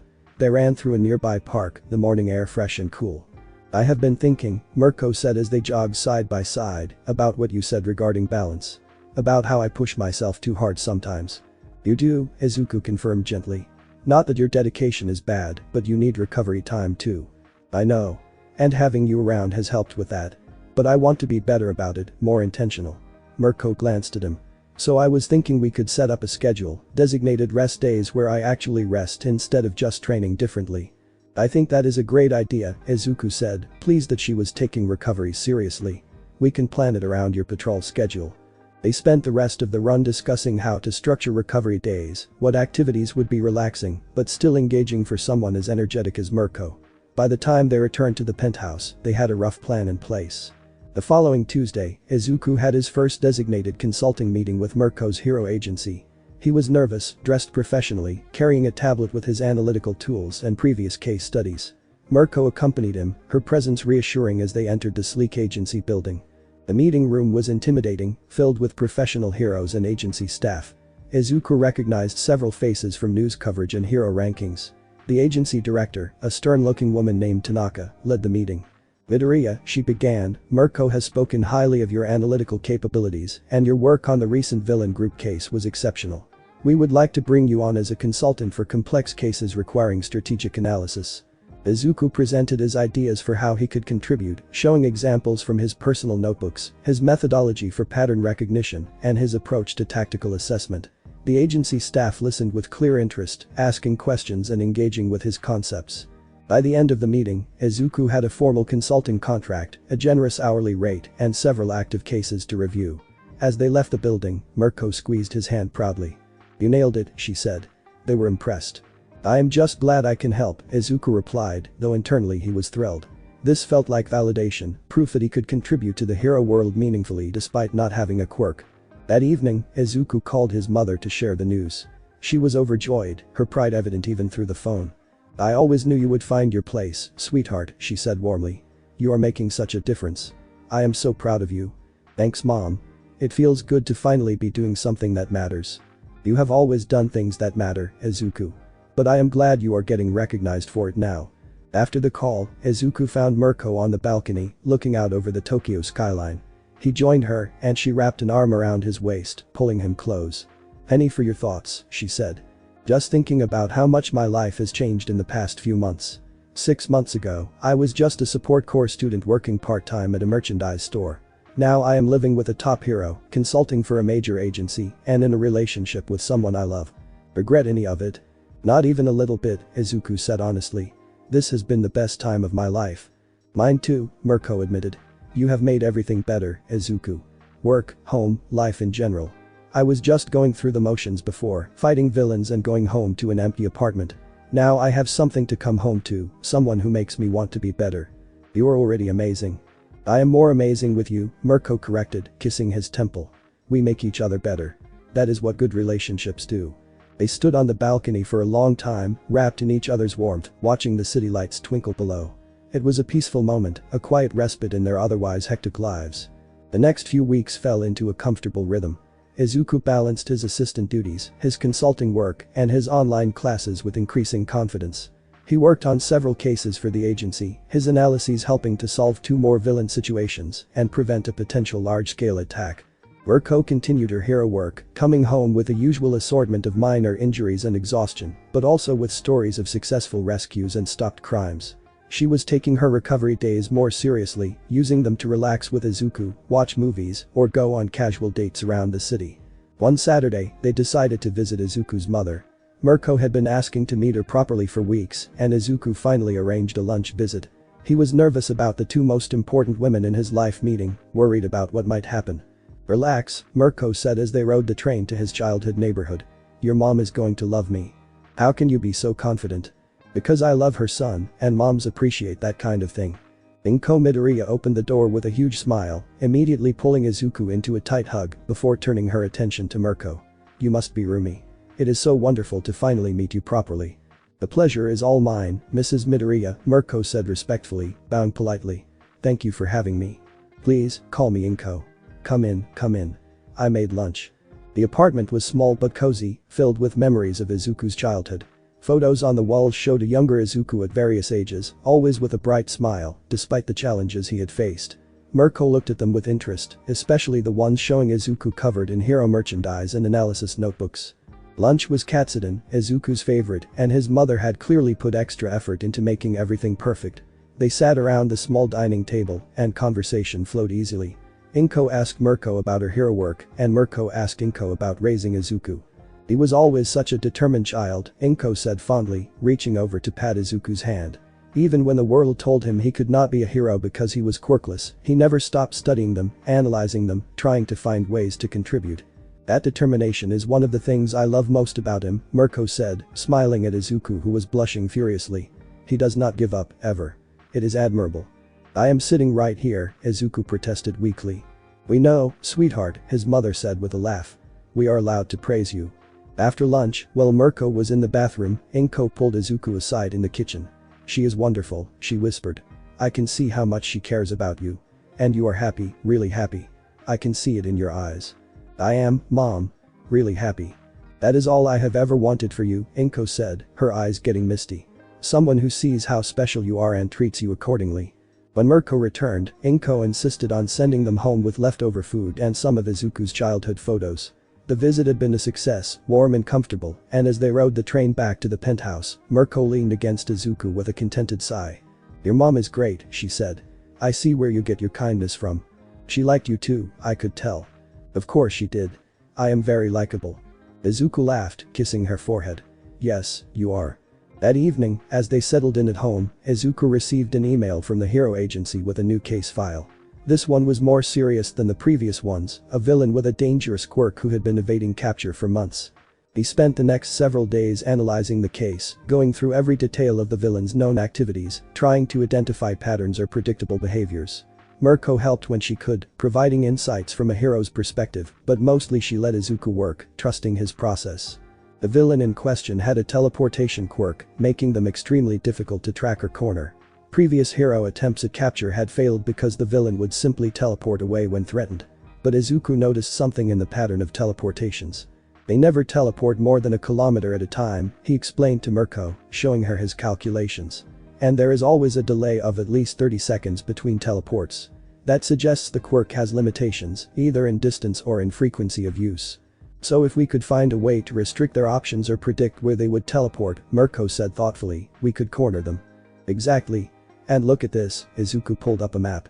Every location they have teleported to has something in common. They are all places with multiple exit points. This villain is strategic, they do not teleport into dead ends. So we find a location that looks like it has multiple exits, but actually does not, Mirko caught on quickly. Set a trap.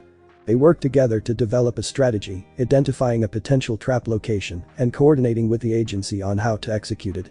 The agency approved the plan, and preparations began for a coordinated operation. On the day of the operation, Izuku waited anxiously at home while Mirko and several other heroes executed the trap. He had wanted to be there to see his plan in action, but Mirko had firmly vetoed that idea. Too dangerous, she had said. I need you safe at home so I do not have to worry about you while I am working. He tracked the operation through news coverage and updates from the agency. The trap worked perfectly. The villain teleported directly into the prepared location, found all apparent exits blocked, and was apprehended before they could teleport again.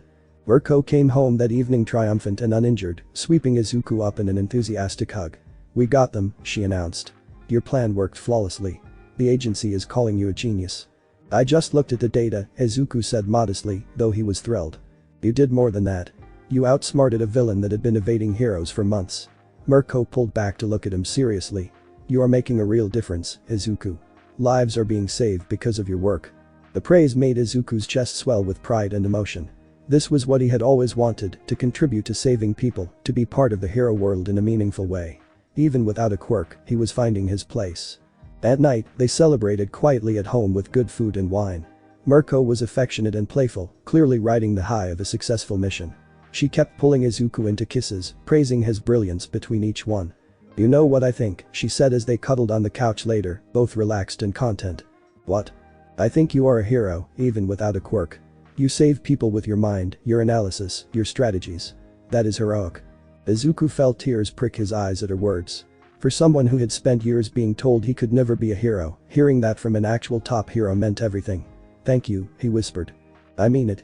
You are my hero, Izuku Midoriya. Never forget that.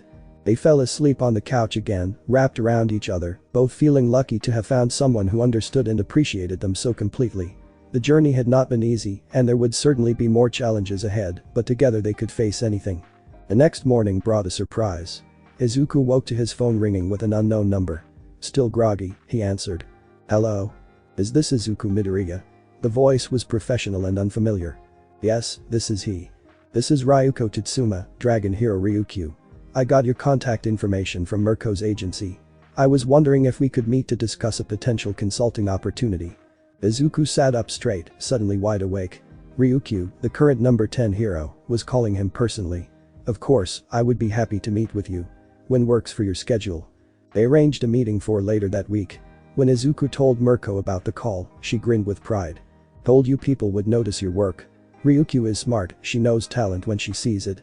I am still shocked a top 10 hero called me directly. Get used to it. Your reputation is growing in hero circles. The meeting with Ryukyu was productive and led to Izuku consulting on several of her cases as well.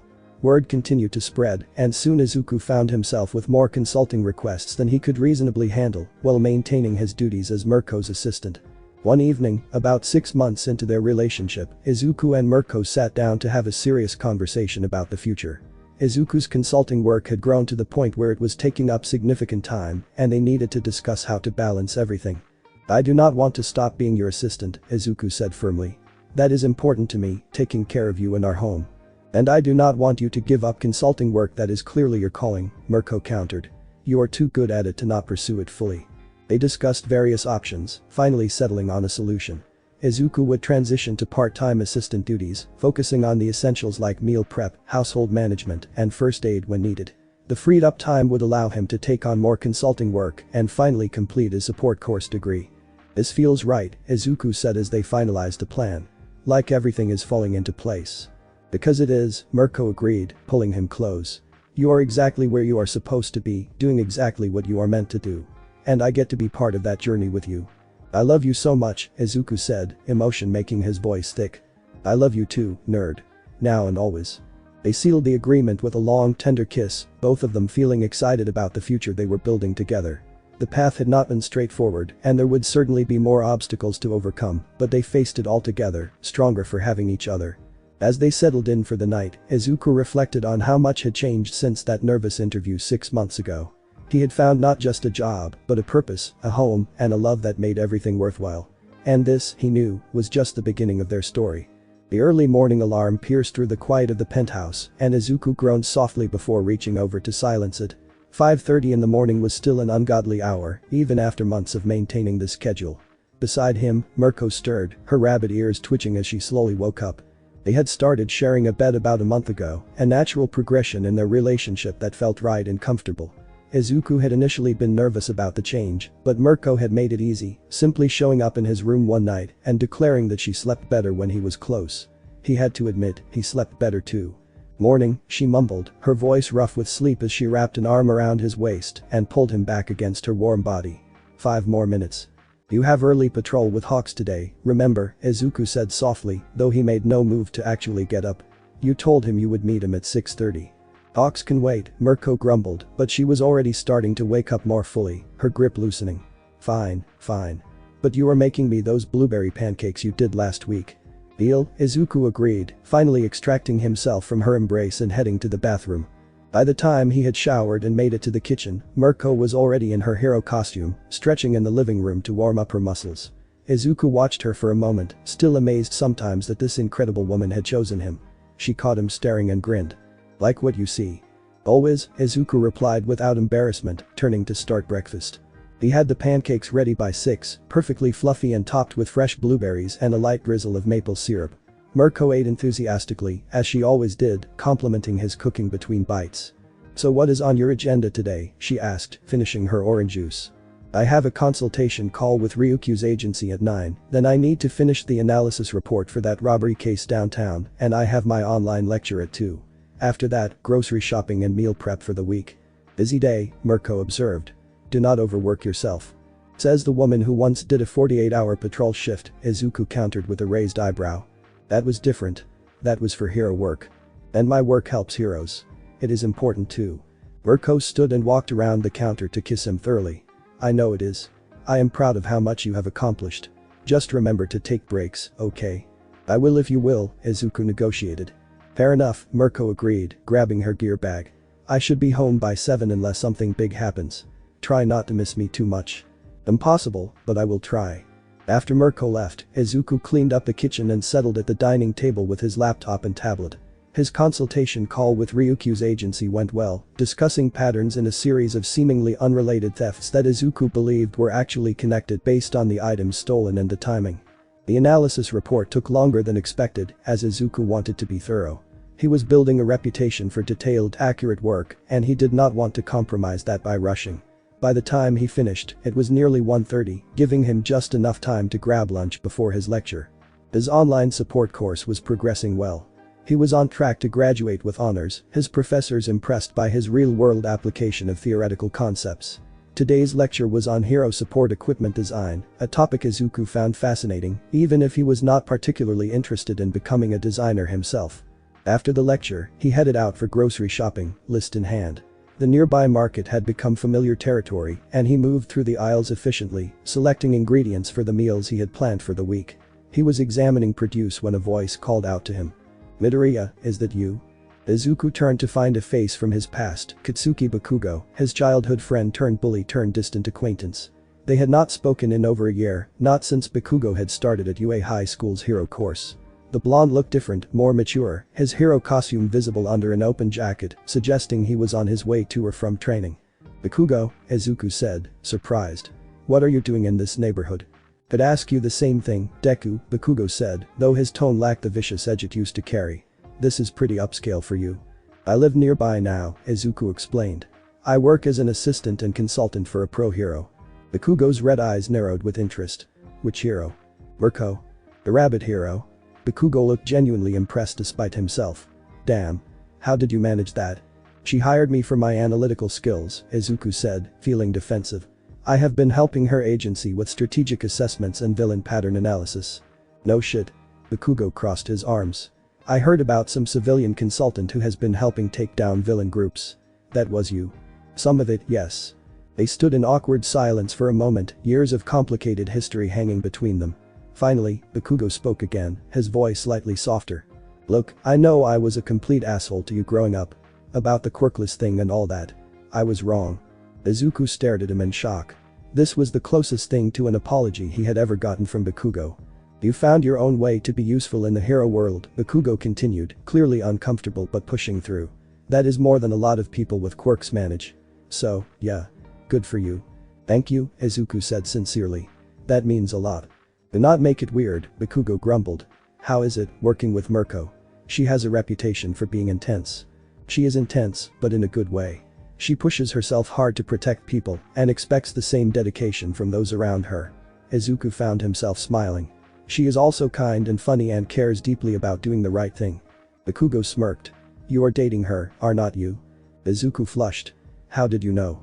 You get this look when you talk about her, same dopey expression you used to get talking about All Might. Plus, I saw the photos from that hero gala a while back. Social media was all over it. Oh. Yes, we are together. But Bakugo said simply. You deserve to be happy, even if you are a nerd. They talked for a few more minutes, Bakugo sharing some stories from UA and Izuku, carefully mentioning some of his consulting work. It was strange but nice, talking to his former friend without the hostility that had defined their relationship for so long. Before they parted ways, Bakugo surprised him once more. If you ever want to grab coffee or whatever, let me know. I am trying to be less of an asshole to people who do not deserve it. I would like that, Izuku said honestly. He finished his shopping in a thoughtful mood, reflecting on how much both he and Bakugo had changed over the years. It gave him hope that people could grow and evolve, that past mistakes did not have to define someone forever. Back at the penthouse, Izuku put away the groceries and started meal prep. He had developed an efficient system, preparing components that could be quickly assembled into meals throughout the week. Today he made a large batch of grilled chicken, chopped vegetables for stir-fries and salads, and prepared a soup base that could be customized with different additions. He was just finishing up when his phone buzzed with an urgent notification. Breaking news, major villain attack downtown, multiple heroes responding. His heart jumped into his throat as he quickly turned on the television. The news coverage showed chaos. A villain with a massive destruction quirk was tearing through a commercial district, causing buildings to collapse. Multiple heroes were on scene, including Izuku's stomach clenched, Mirko and Hawks. The camera caught footage of Mirko launching herself at the villain with devastating kicks, her rabbit quirk giving her incredible power and speed. But the villain was strong, swatting her aside and causing her to crash through a storefront window. Izuku watched in horror as she got back up, clearly injured but refusing to stay down. His phone rang.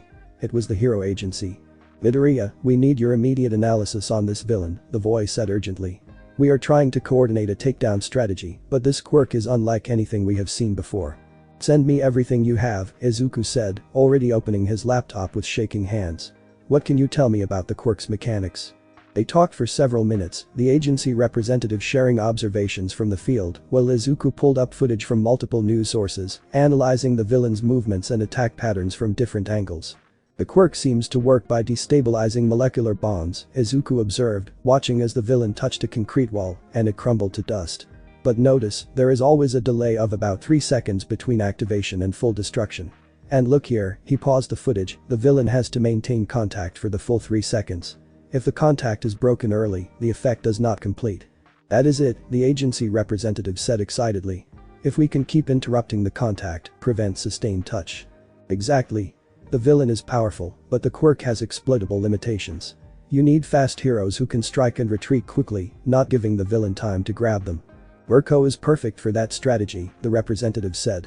"We will relay this information immediately." Izuku stayed on the line, watching the news coverage while providing real-time analysis. He saw the moment when the heroes shifted their strategy based on his input, Mirko and Hawks working in perfect coordination, darting in for quick strikes, and retreating before the villain could grab them. The battle lasted another 30 agonizing minutes. Izuku's hands were clenched so tight his knuckles were white, watching every moment, his heart in his throat every time Mirko was in danger. Finally, with a coordinated effort from multiple heroes, the villain was subdued and restrained with special equipment that prevented them from using their quirk. The news reported multiple injuries among heroes, but no civilian casualties, thanks to efficient evacuation. Mirko was listed among the injured, conscious but being transported to a hero hospital for treatment. Izuku immediately called Mirko's phone but got no answer. He tried 3 more times before calling the agency directly. "Midoriya," the receptionist said, recognizing his number. "Mirko is en route to Tokyo Hero Hospital. She sustained injuries but nothing life-threatening. She told me to tell you not to worry." "Which hospital?" "I am coming there now. She specifically said not to, that she would be home later and you should stay put." But Izuku was already grabbing his jacket and keys. "Please tell me which hospital." The receptionist sighed. "Tokyo Hero Hospital, East Wing. But she is going to be in white that I told you." "I will take responsibility," Izuku promised, already heading for the door. He took a taxi to the hospital, his leg bouncing anxiously the entire ride.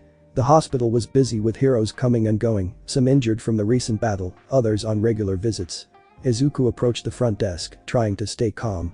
"I am here to see Rumi Yasagiyama, Mirko. I am Izuku Midoriya, her emergency contact." The nurse checked her computer. "She is in examination room 4, East Wing. Take the elevator to the 3rd floor." Izuku followed the directions, his heart pounding. He found the room and knocked softly before entering. Mirko was sitting on an examination table, her hero costume torn and bloody, a doctor cleaning a nasty gash on her arm. Her face had several cuts and bruises forming, and she was holding her ribs carefully. When she saw Izuku, her expression flickered between annoyance and affection. "I told them to tell you to stay home," she said. "They did. I came anyway," Izuku replied, moving to her side. "How bad is it?" "3 cracked ribs, deep laceration on my left arm requiring stitches, multiple contusions and abrasions, and a mild concussion," the doctor answered clinically. "She will need at least 2 weeks of rest and no hero work for a month." "A month?" Mirko protested. "No way. I will be back in 2 weeks, tops." The doctor gave her a stern look. "If you do not let your body heal properly, you risk permanent damage. 2 weeks minimum rest, then we reassess. That is my professional recommendation and what I will be reporting to your agency." Mirko looked ready to argue further, but Izuku placed a gentle hand on her uninjured arm. Rumi, please listen to the doctor. I will help you through the recovery, but you need to actually recover. She looked at him, her red eyes softening. Fine. 2 weeks of rest. But I am not going to like it. You do not have to like it, you just have to do it, Izuku said firmly. The doctor finished stitching Mirko's arm and wrapped her rib securely. She prescribed pain medication and provided detailed care instructions, which Izuku listened to carefully, taking mental notes. By the time they left the hospital, it was nearly 9 in the evening. Izuku helped Mirko into a taxi, careful of her injuries, and they rode home in quiet. Mirko leaned against him, exhausted from the fight and the pain medication starting to kick in. Your analysis helped today, she said softly. The strategy you provided, it worked. We would have struggled a lot more without it. I am just glad everyone is okay, Izuku replied, stroking her hair gently. When I saw you get thrown through that window, my heart stopped. Takes more than that to keep me down, Mirko said, but her usual bravado was muted by exhaustion. Back at the penthouse, Izuku helped Mirko out of her damaged costume and into comfortable clothes, a slow and careful process given her injuries. He prepared a light meal since she had not eaten since breakfast, soup and bread, that would be easy on her system with the pain medication. You do not have to fuss over me, Mirko said, though she was clearly appreciating the care. Yes, I do. It is literally part of my job description, and more importantly, I want to. Izuku brought the food to the couch where she was resting. Let me take care of you. Mirko ate slowly, wincing occasionally when movement aggravated her ribs. After she finished, Izuku helped her to bed, propping her up with pillows to make breathing easier with her cracked ribs. Stay with me, she requested as he started to leave. I was planning to, Izuku assured her, climbing carefully into bed beside her. He positioned himself so she could rest against him without putting pressure on her injuries. The day was scary, Mirko admitted quietly, a rare moment of vulnerability. That villain was stronger than I expected. There were a few moments when I thought I might not make it out. But you did, Izuku said, holding her gently. You are here, you are safe, and you are going to heal. I hate feeling weak, she confessed. I hate being injured and unable to work. Being injured does not make you weak. It makes you human. Even the strongest heroes need recovery time. Intellectually, I know that. Emotionally, it still sucks. I know, Izuku soothed, running his fingers through her hair carefully.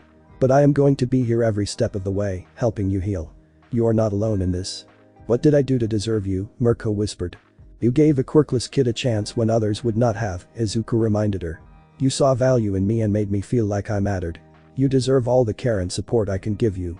They fell asleep like that, Izuku holding Mirko protectively while she rested against him, both drawing comfort from each other's presence.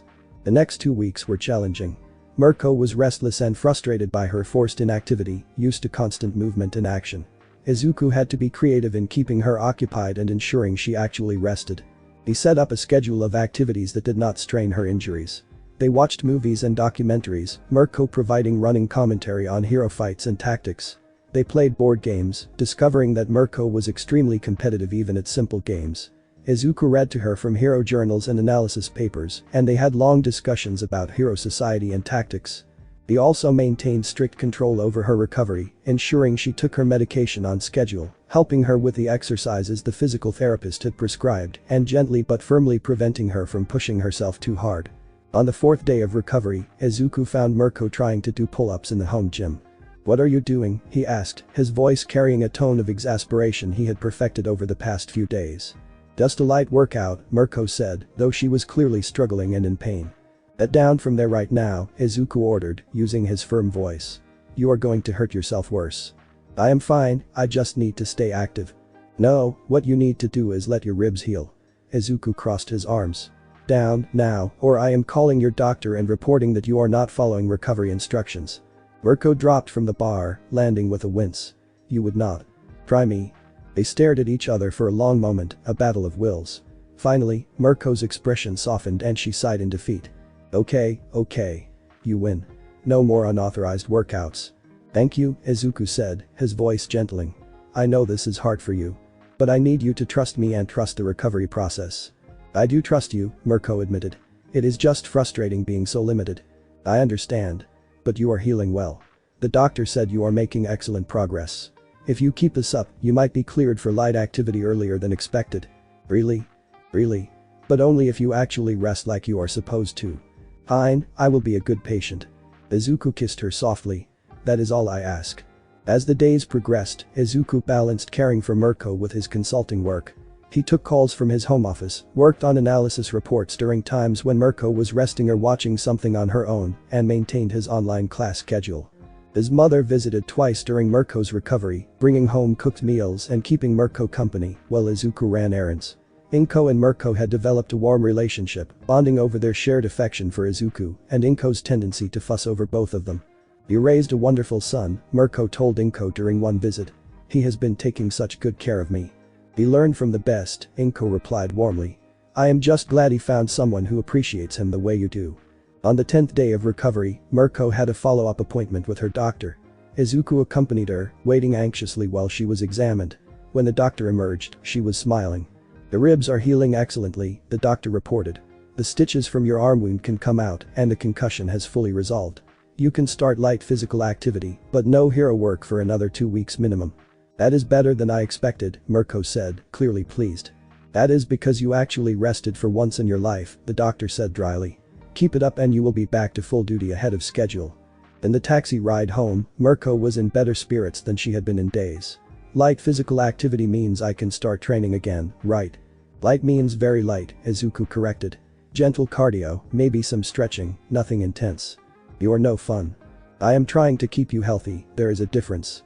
Mirko leaned over to kiss his cheek. "I know. And I appreciate it, even when I am being difficult about it." "You are always difficult," Izuku teased. "But you love me anyway." "I do," Izuku agreed. "Very much."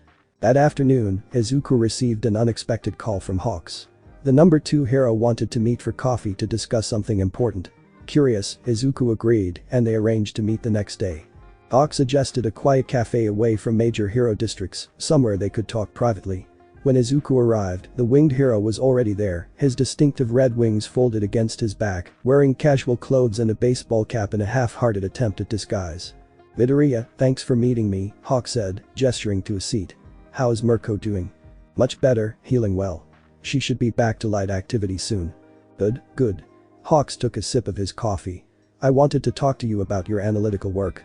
Word in hero circles is that you are becoming the go-to consultant for complex villain cases." "I have been fortunate to work on some interesting cases," Izuku said modestly. "Do not sell yourself short. You helped crack 3 major villain operations in the past 2 months alone. That is impressive." Hawks leaned forward. "Here is the thing, the Hero Public Safety Commission has noticed your work. They are interested in bringing you on in a more official capacity." Izuku's eyes widened. "The commission? What kind of capacity?" "As a strategic analyst, consulting across multiple hero agencies, maybe even developing training programs for hero students on tactical thinking and villain behavior analysis. It would be a significant position, good pay, real influence in the hero world." "It sounds amazing," Izuku said carefully. "But I am already consulting for several agencies independently. This would be different, more authority, access to classified information, the ability to really shape hero strategy on a national level." Hawks paused. "But there would be expectations. The commission likes control, and they would expect loyalty and discretion." "What about my work with Mirko?" "That would continue," Hawks assured him. "In fact, having direct access to a top hero would be seen as an asset. But you would be taking on a lot more responsibility." "Can I think about it?" "Of course." Hawks pulled out a business card. "Here is the contact for the commission representative handling this. When you are ready, give them a call. No pressure, but I think you would be great at it." After the meeting, Izuku walked home slowly, his mind churning with the possibilities. Working for the commission would be a huge step, a chance to influence hero work on a much larger scale. But it also felt intimidating, and he was not sure how Mirko would feel about it. When he got home, Mirko was doing gentle stretches in the living room, following the physical therapist's instructions. She looked up as he entered, immediately reading his expression. "Something happened. What is wrong?" "Nothing is wrong exactly," Izuku said, setting down his bag. "Hawks just offered me something, and I am not sure what to think about it." He explained the commission's offer while Mirko listened carefully, her expression thoughtful. "That is a big deal," she said when he finished. "The commission does not make offers like that lightly. They must be really impressed with your work. What do you think I should do?" Mirko stood and walked over to him, taking his hands. "What do you want to do? Not what you think I want, or what would be most impressive, but what would make you happy and fulfilled." "I do not know," Izuku admitted. "Part of me is excited about the opportunity, the chance to help on such a large scale. But part of me is worried about what it would mean, the pressure, the expectations, whether I would still have time for everything else." Those are valid concerns, Mirko said. The commission can be demanding, and they do not always have heroes' best interests at heart. They care about public image and maintaining control. You do not trust them. I work with them because I have to, but trust. Not particularly. Mirko squeezed his hands. But that does not mean you should not take the offer if it is what you want. You are smart enough to navigate their politics, and you would have enough influence to actually push back on things you disagreed with. I need time to think about it, Izuku decided. Take all the time you need.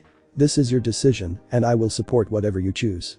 Over the next week, Izuku carefully considered the offer.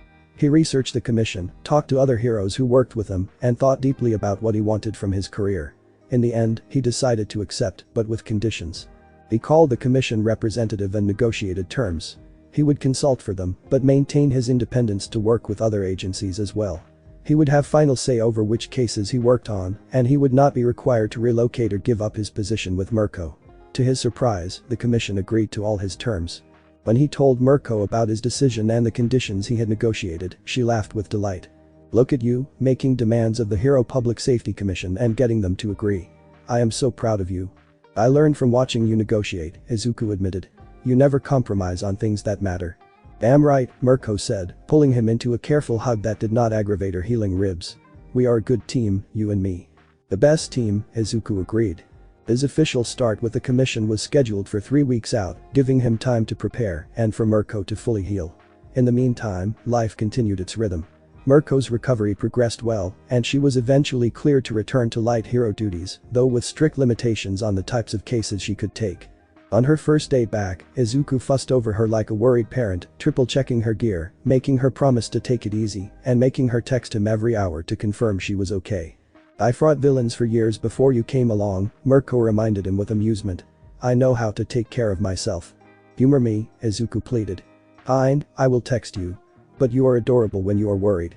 When she came home that evening, uninjured and energized from being back in action, she swept Izuku into an enthusiastic kiss. Miss this, she said. Being out there, protecting people, doing what I am meant to do. I am glad you are back to it, Izuku said honestly. Just promise me you will be careful. Always, Mirko promised, though they both knew careful was not really in her vocabulary. That weekend, they celebrated both Mirko's return to hero work and Izuku's new position with the commission. They went to a nice restaurant, one of their favorite date spots, and enjoyed a leisurely meal together. We have come a long way, Mirko observed, raising her wine glass. From employer and assistant to partners in every sense. The partnership, Izuku agreed, clinking his glass against hers. And to whatever comes next. Whatever comes next, Mirko repeated. As long as we are together, I know we can handle it. They returned home happy and content, falling into bed together with the easy intimacy of a couple deeply in love. As Izuku drifted off to sleep with Mirko curled against him, he reflected on how much his life had transformed. He had found his place in the hero world, not as a hero himself, but as something equally important. He had found love with an incredible woman who challenged and supported him in equal measure. And he had found purpose, using his skills and mind to protect people and make a real difference. Tomorrow would bring new challenges, new cases to solve, new dangers to face. But tonight, in this moment, everything was perfect. And that was enough. The morning sun cast golden rays across the penthouse bedroom as Izuku slowly woke to the pleasant sensation of fingers running through his hair. He opened his eyes to find Mirko propped up on one elbow beside him, watching him with a soft expression that contrasted sharply with her usual fierce demeanor. Good morning, beautiful, she murmured, her voice still husky from sleep. Morning, Izuku replied, stretching slightly. You're up early. No patrol today. Not until this afternoon. I wanted to enjoy a lazy morning with my favorite person. Mirko leaned down to kiss him slowly, tenderly. Is that okay? More than okay, Izuku said, pulling her closer for another kiss. They stayed in bed longer than usual, talking quietly about nothing in particular, enjoying the rare opportunity to simply exist together without schedules or obligations pressing on them. These moments had become precious, stolen pockets of normalcy in their otherwise hectic lives. Eventually, they made their way to the kitchen where Izuku prepared a leisurely breakfast of French toast, bacon, and fresh fruit. Mirko sat at the counter in one of his oversized shirts, her long white hair messy and her rabbit ears drooping contentedly as she sipped her coffee. I have been thinking, she said as Izuku plated the food, about us, about the future. Izuku's heart skipped a beat at the serious tone. What about it? We have been together almost 8 months now. You have completely transformed my life, made it better in every way. Mirko paused, seeming to gather her thoughts. I know we have never really talked about long-term plans, where this is going. Where do you want it to go? Izuku asked carefully, setting down his spatula to give her his full attention. I want you in my life permanently, Izuku. I want to wake up next to you every morning for the rest of my life. I want to build a real future together. Mirko's red eyes were intense but vulnerable.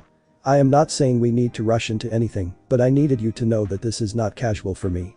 You're it for me. Izuku felt emotion swell in his chest. You're it for me too, Rumi. I cannot imagine my life without you anymore.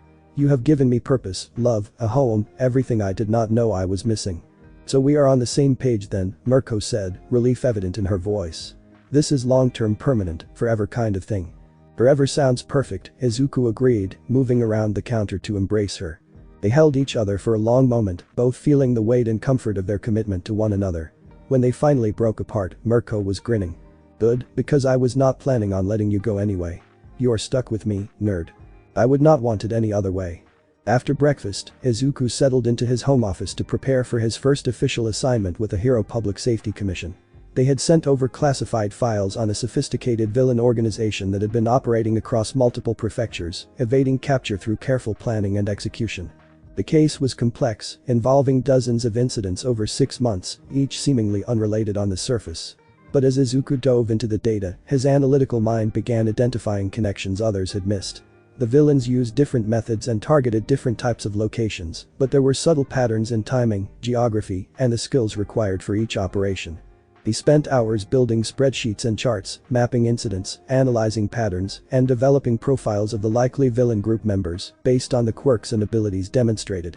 It was challenging work, the kind that made his mind race with possibilities and connections. Around noon, Mirko poked her head into his office. How's it going? Fascinating, Izuku replied, gesturing to his screens filled with data. This group is highly organized and intelligent. They are deliberately varying their methods to avoid pattern recognition, but they are human, and humans inevitably create patterns even when trying not to. Spoken like a true analyst, Mirko said with amusement. Just remember to eat lunch at some point. I will, I promise. She left him to his work, and Izuku lost himself in the analysis for several more hours. By the time he emerged, he had a comprehensive report outlining his findings. The villain group consisted of likely 5 to 7 individuals with complementary quirks, operating from a base somewhere in the Kanagawa prefecture, based on the geographic distribution of incidents, and planning their operations with military-level precision. He sent the report to his commission contact and received an almost immediate response praising his work and requesting a video conference the next morning to discuss implementation strategies. Mirko came home from patrol that evening in high spirits, having successfully stopped a convenience store robbery and helped evacuate a building with a gas leak. She was uninjured, energized by a productive day of hero work. Over dinner, Izuku told her about his analysis and the commission's response. Mirko listened with interest, occasionally asking insightful questions that helped him refine his thinking. "You're really good at this," she observed. "Seeing patterns and connections that others miss. It is a gift." "I just approach things systematically," Izuku said modestly. "Anyone could do it with the right training." "No, not anyone," Mirko insisted. "I have worked with plenty of analysts over the years. You have something special, an intuition combined with rigorous methodology. That is rare." Her praise made Izuku flush with pleasure. "Thank you. That means a lot coming from you." After dinner, they settled on the couch to watch a documentary about wildlife migration patterns. Halfway through, Mirko's phone rang with her agency ringtone. She answered, listened for a moment, then her expression grew serious. "I will be there in 20 minutes, she said, ending the call and immediately standing. "There is a hostage situation downtown. Villain with a barrier quirk has trapped civilians in a bank. They need heroes who can break through physical barriers quickly." "Be careful," Izuku said automatically, helping her gather her gear. "Always am," Mirko replied, kissing him quickly before heading out the door. Izuku tried to focus on the documentary but found himself distracted, checking news feeds on his phone for updates on the situation. Live coverage showed the bank surrounded by heroes and police, but the villain's barrier was apparently impenetrable to normal methods. He watched as Mirko arrived on scene, conferring with other heroes before approaching the barrier. Even through the news camera's distance, he could see her analyzing the situation, testing the barrier's strength with carefully placed kicks. The standoff lasted for 2 tense hours. Izuku paced the living room, unable to sit still, his mind racing through possible strategies and worrying about Mirko's safety. Finally, he saw her coordinate with several other heroes for a simultaneous attack on multiple points of the barrier. The combined assault shattered the barrier, and heroes rushed in to secure the villain and rescue the hostages. The news reported all civilians safe and the villain in custody, with minor injuries among the hero team but nothing serious. Mirko came home close to midnight, exhausted but unharmed. Izuku met her at the door, pulling her into a tight hug. "I am okay," she assured him, hugging back. "Just tired. That barrier was tough, took everything we had to break through. All the hostages are safe." "Every single one," Mirko confirmed with satisfaction. "That is what matters." Izuku prepared a quick meal while Mirko showered, knowing she would be hungry after the extended operation. They ate together quietly, the comfortable silence of two people who did not always need words to communicate. In bed later, Mirko curled against Izuku's side with a contented sigh. "This is my favorite part of the day," she murmured. "Coming home to you, feeling safe and loved." "You are always safe with me," Izuku promised, holding her close. "I know. That is why I love you." The next morning brought Izuku's video conference with the Hero Public Safety Commission. He set up in his office, making sure his background was professional and his notes were organized. The call connected, revealing 3 commission officials, including the president herself. "Midoriya," the president greeted him. "Your analysis of the multi-prefecture villain organization was exceptional. We have already begun implementing surveillance based on your geographic predictions." "I am glad it was helpful," Izuku replied, trying to keep his nervousness from showing. They spent an hour discussing his findings in detail, the officials asking pointed questions that Izuku answered with growing confidence. His methodology was sound, his conclusions well supported by evidence, and he could defend every aspect of his analysis. "We would like to expand your role," the president said near the end of the call. "Beyond consulting on specific cases, we want you to develop a training curriculum for hero students on strategic thinking and villain analysis. Your approach could significantly improve how the next generation of heroes thinks about their work." "That sounds like an incredible opportunity," Izuku said. "I would be honored to contribute to hero education." "Excellent. We will send over the details." The president paused, her expression sharpening slightly. "I should mention, your relationship with pro-hero Mirko has not gone unnoticed. Some within the commission have expressed concern about potential conflicts of interest. With all due respect," Izuku said carefully, "my relationship with Rumi makes me better at my work, not worse. I have direct insight into how heroes think and operate, which informs my analysis. And I have maintained strict professional boundaries in my consulting work." "I agree," the president said, somewhat to Izuku's surprise. "I told my colleagues the same thing. Personal relationships with heroes can be assets for analysts, as long as professional ethics are maintained. I trust you understand the importance of discretion." "Completely," Izuku assured her. "Good. Then we have no issues. Welcome officially to the commission, Midoriya. I look forward to your continued contributions." After the call ended, Izuku sat back in his chair, processing what had just happened. He had not only been accepted by the Hero Public Safety Commission, but given expanded responsibilities and defended by the president herself. It felt surreal. He found Mirko in the home gym, going through a workout routine. She looked up as he entered, reading his expression immediately. "The call went well. Really well. They want me to develop training curriculum for hero students, and the president herself defended our relationship when some officials questioned it." Mirko grinned fiercely. "Of course she did. Even the commission president is not stupid enough to interfere with someone as valuable as you." "She is smart and a bit intimidating," Izuku admitted. "Most powerful people are. You will get used to it." That afternoon, Izuku received an unexpected visitor. His mother called saying she was in the neighborhood and wanted to stop by. He quickly tidied up and prepared tea, greeting her warmly when she arrived. Inko looked around the penthouse with maternal interest, noting the little changes Izuku had made, the photos he had added, the personal touches that made the space feel like home. She hugged him tightly before settling on the couch. "You look happy, sweetheart," she observed. "Really, truly happy." "I am, Mom. Everything is going so well. Work is fulfilling, my relationship with Rumi is wonderful, I feel like I have finally found where I belong." "I can see that." Inko smiled warmly. "I am so proud of you, Izuku. You took a path nobody expected and made it into something amazing." They talked for over an hour, Izuku sharing stories about his work and his life with Mirko. Inko listened with the patient attention only a mother could provide, occasionally offering gentle advice or observations. When Mirko came home from a brief patrol, she joined them, and the 3 of them had an early dinner together. Inko had brought homemade curry, and they ate while sharing stories and laughter. The easy warmth between them made Izuku's heart full. After Inko left, Mirko pulled Izuku into a hug. "Your mom is wonderful," she said. "I can see where you get your kind heart." "She adores you," Izuku replied. "She told me earlier that she has never seen me this happy." Are you? This happy? The happiest I have ever been, Izuku confirmed. You make me happier than I knew was possible. Good, because you do the same for me. The following week brought a new challenge. Izuku's analysis of the villain organization led to a coordinated raid involving multiple hero agencies. The commission invited him to observe from their command center, a rare privilege for a civilian consultant. On the day of the raid, Izuku arrived at the commission headquarters, an imposing building in central Tokyo. He was escorted to a high-tech command center where dozens of screens displayed live feeds from heroes in the field, including Mirko, who was part of the assault team. His stomach twisted with anxiety as he watched the operation unfold. The raid was complex, hitting multiple locations simultaneously to prevent the villains from warning each other or escaping. Mirko's team was assigned to the suspected main hideout, the most dangerous target. The feeds showed her leading the charge, her powerful kicks breaking down reinforced doors, her speed and agility allowing her to dodge quirk attacks from the defending villains.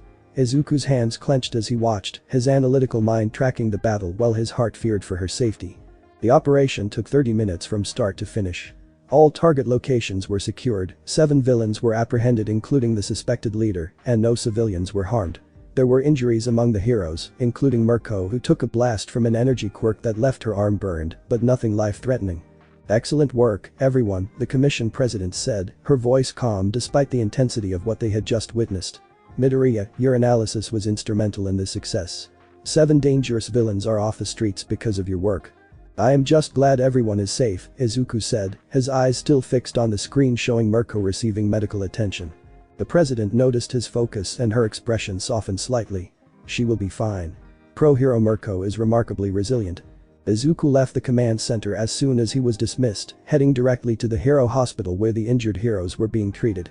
He found Mirko in a treatment room, her left arm wrapped in bandages, looking annoyed but alert.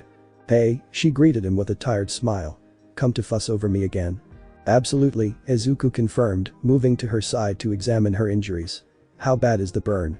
2nd degree, painful but manageable. They have me on pain meds, and the healing quirk specialist already treated it. Should be healed in a week or so. You need to be more careful, Izuku said, his voice tight with the worry he had been suppressing. I was careful. You should have seen the other guy. Mirko reached out with her uninjured hand to cup his face. I am okay, Izuku. I promise. I know, seeing you in danger like that. Izuku swallowed hard. It never gets easier. Mirko pulled him down for a gentle kiss. I understand. If I had to watch you in danger, I would lose my mind. But this is what I do, who I am. And I am good at it. I know. I am proud of you, I am just also terrified for you. That is love, Mirko said softly.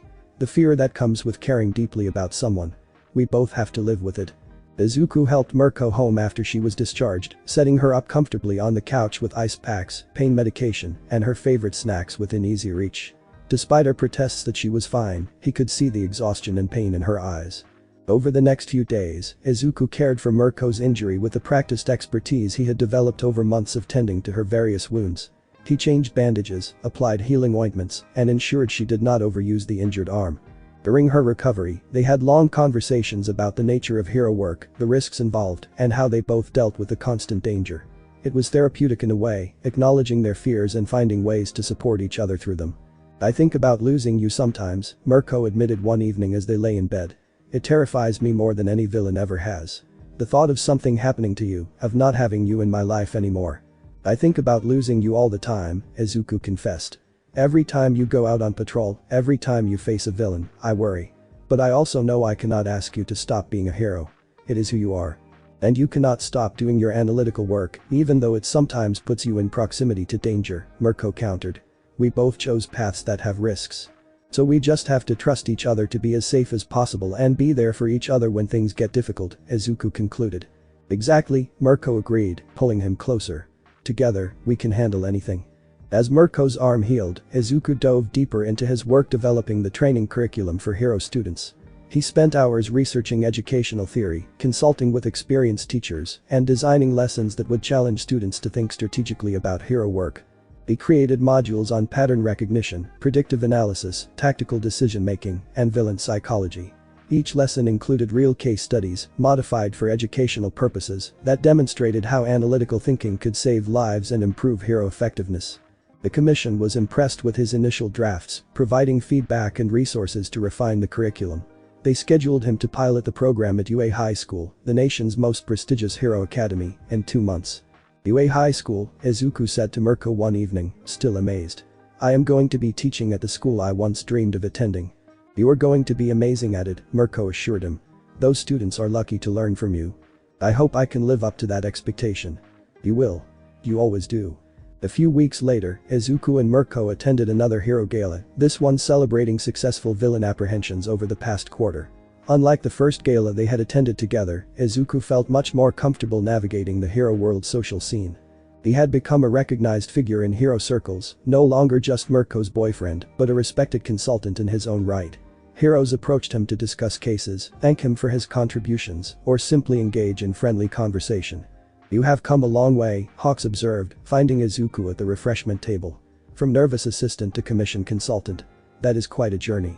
It has been an unexpected path, Izuku admitted. But a good one. And how are things with our favorite rabbit hero, Hawks asked with a knowing grin. Wonderful.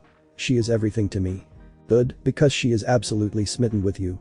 I have never seen Mirko so happy or balanced. You are good for her. She is good for me too, Izuku said, spotting Mirko across the room talking animatedly with endeavor. She challenges me, supports me, makes me want to be better. That is what the best relationships do, Hawks agreed. Hold on to that. Later in the evening, Mirko pulled Izuku onto the dance floor.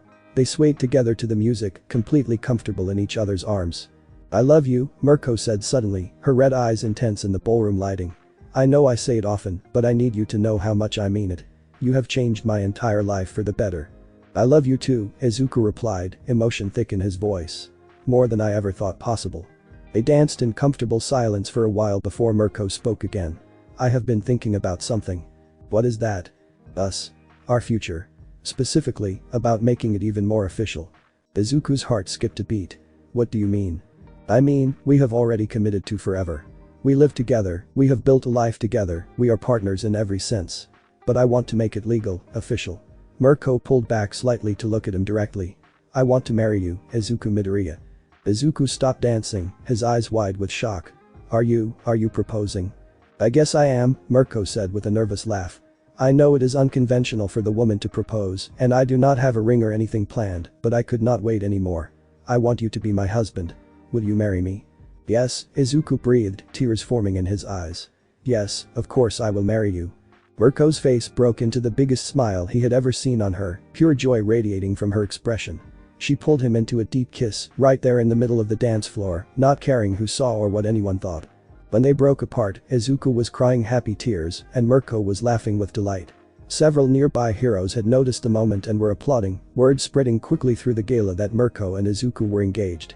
Congratulations flooded in from all sides. Hawks appeared with champagne, Endeavor gave a rare smile and nod of approval, and even the commission president offered her best wishes.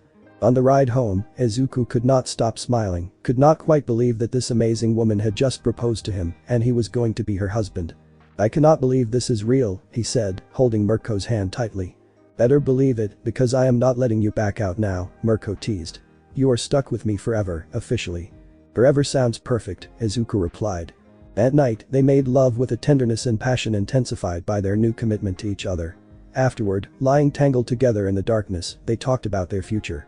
We should probably plan an actual wedding at some point, Mirko said lazily, her fingers tracing patterns on Izuku's chest. Do you want a big wedding or something smaller? Honestly, something small and intimate. Just the people who really matter to us. I do not need a huge spectacle, I just need you and the people we love there to celebrate with us. That sounds perfect to me, Izuku agreed. Though your agency might want some kind of public statement. They can deal with a simple announcement. This is our day, not a publicity event. They discussed possibilities for a while before exhaustion finally claimed them. Izuku fell asleep engaged to the love of his life, his heart full of joy and hope for their future together. The next morning, Izuku called his mother to share the news. Inko cried happy tears and immediately began planning, despite Izuku's assurances that they wanted a small ceremony. My baby is getting married, she said through her tears. I am so happy for you, sweetheart. Rumi is wonderful and you two are perfect together. Thanks mom. I still cannot quite believe it is real. Believe it, Izuku. You deserve all this happiness. After the call, Izuku found Mirko on the balcony, looking out over the Tokyo skyline with a contemplative expression. He joined her, wrapping his arms around her waist from behind. No regrets about proposing, he asked lightly. Not even one, Mirko assured him, leaning back against his chest. You are the best thing that ever happened to me, Izuku. Marrying you is going to be the easiest decision I have ever made. When should we do it? The wedding, I mean. Why wait? Mirko turned in his arms to face him. We know what we want. How about 2 months from now? Small ceremony, just family and close friends, nothing elaborate. 2 months, Izuku repeated, testing the timeline. That would be perfect. Gives us time to plan but does not drag it out unnecessarily. Good, it is settled then. 2 months from now, you become my husband. The word sent a thrill through Izuku. Husband. He was going to be Mirko's husband. The reality of it was finally sinking in, and with it came a wave of joy so intense it almost overwhelmed him. Over the following weeks, they made simple wedding plans. A small ceremony at a beautiful garden venue, reception dinner at a nice restaurant, guest list limited to about 30 people including family and their closest hero friends. Mirko insisted on getting Izuku a proper engagement ring, taking him to a jewelry store and letting him choose something he liked. He selected a simple platinum band with a small emerald, elegant and understated. Mirko got a matching platinum band, preferring something that would not interfere with her hero work. Balancing wedding planning with work kept them both busy. Izuku continued developing his hero student curriculum while also consulting on active cases. Mirko maintained her regular hero duties, coming home each evening to discuss wedding details and future plans. One evening, about a month before the wedding, they were addressing invitations when Izuku's phone rang with an unknown number. He answered cautiously. Is this Izuku Midoriya? Yes, who is this? My name is Toshinori Yagi. I am a retired hero, and I was hoping we could meet to discuss something important. Izuku's mind raced. The name sounded vaguely familiar, but he could not place it. A retired hero wanting to meet with him was unusual but not unheard of given his growing reputation. Of course, what would you like to discuss? It is rather sensitive. Could we meet in person? I believe you will find our conversation very interesting. They arranged to meet at a quiet cafe the next afternoon. After ending the call, Izuku told Mirko about the strange invitation. Toshinori Yagi, she repeated thoughtfully. That name sounds familiar, but I cannot place it either. Be careful, it could be a reporter or someone looking for insider information. I will be cautious, Izuku promised. The next day, Izuku arrived at the cafe to find a tall, extremely thin man with blonde hair waiting for him. The man looked frail, almost sickly, but his blue eyes were sharp and intelligent. Midoriya, thank you for meeting me, the man said, shaking his hand with surprising strength. I know this is unusual, but I have been following your work with great interest. What can I help you with, Mr. Yagi? The man smiled slightly. You might know me better by another name. All Might. Izuku's world stopped. He stared at the thin man before him, trying to reconcile this frail figure with the symbol of peace he had worshipped as a child. But looking closer, he could see it in the eyes, in the smile, in the bearing. You are All Might, Izuku stammered. But you look so different. This is my true form, All Might explained. An injury years ago left me unable to maintain my muscular form for long. I have retired from active hero work, but I still take an interest in the hero world and those contributing to it. I do not understand. Why did you want to meet with me? Because your story is remarkable, young Midoriya. A quirkless boy who dreamed of being a hero, who found another way to contribute when that path seemed closed. You are making a real difference through your analytical work, saving lives and catching villains.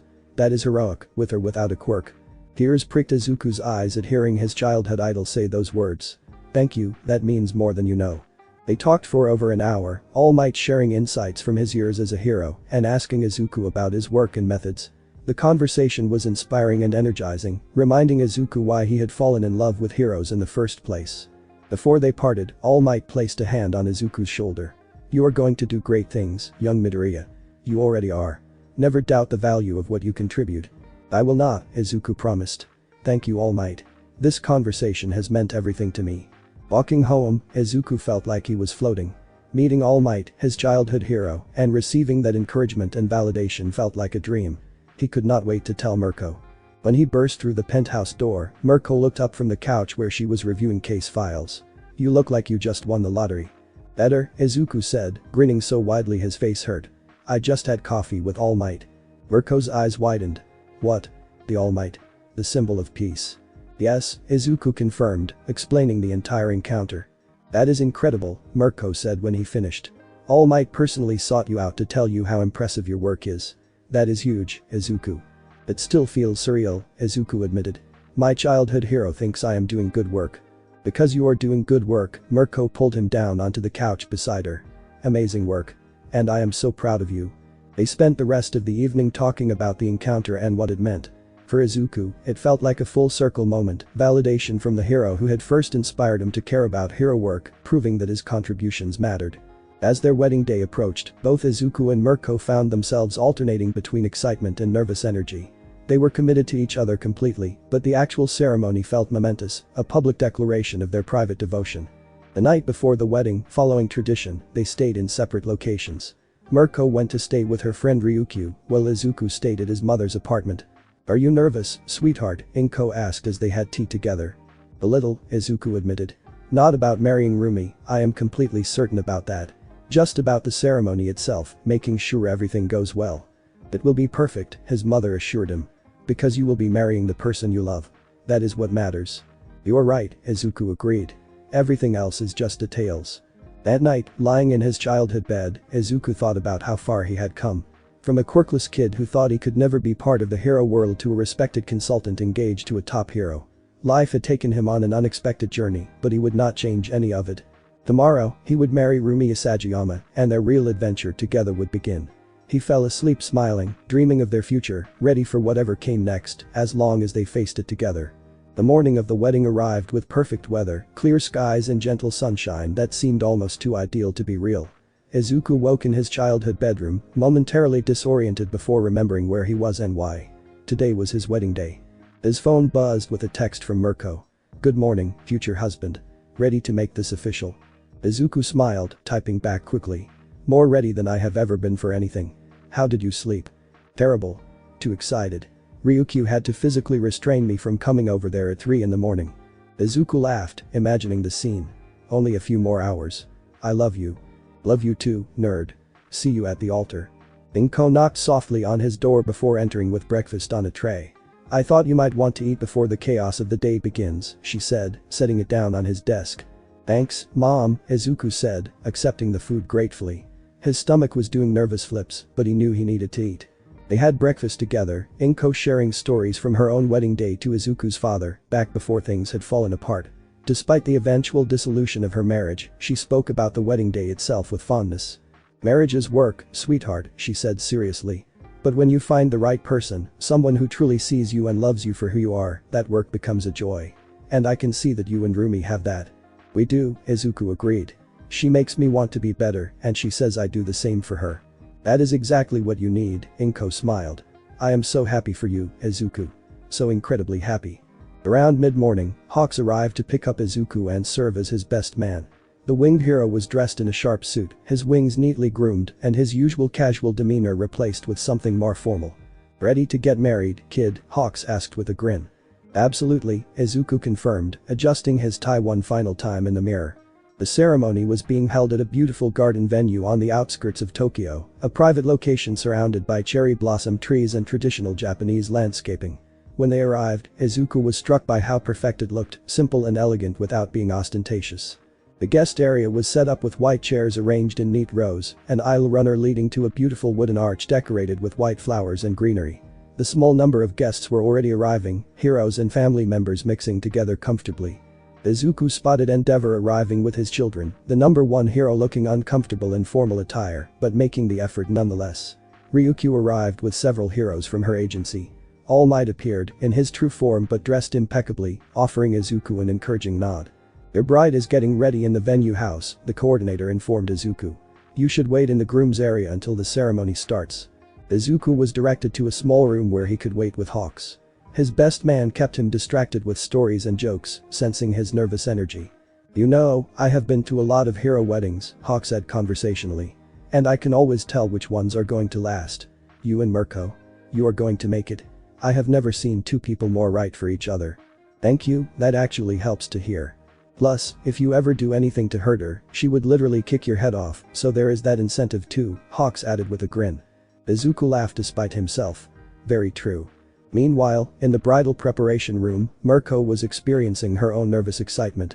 She had chosen a dress that balanced elegance with practicality, a beautiful white gown with a fitted bodice and flowing skirt that allowed her to move freely. Her long white hair was styled in soft waves with small white flowers woven through it, and her rabbit ears were decorated with delicate pearl accessories. "You look absolutely stunning," Ryukyu said, helping her with the final adjustments. "Izuku is going to lose his mind when he sees you."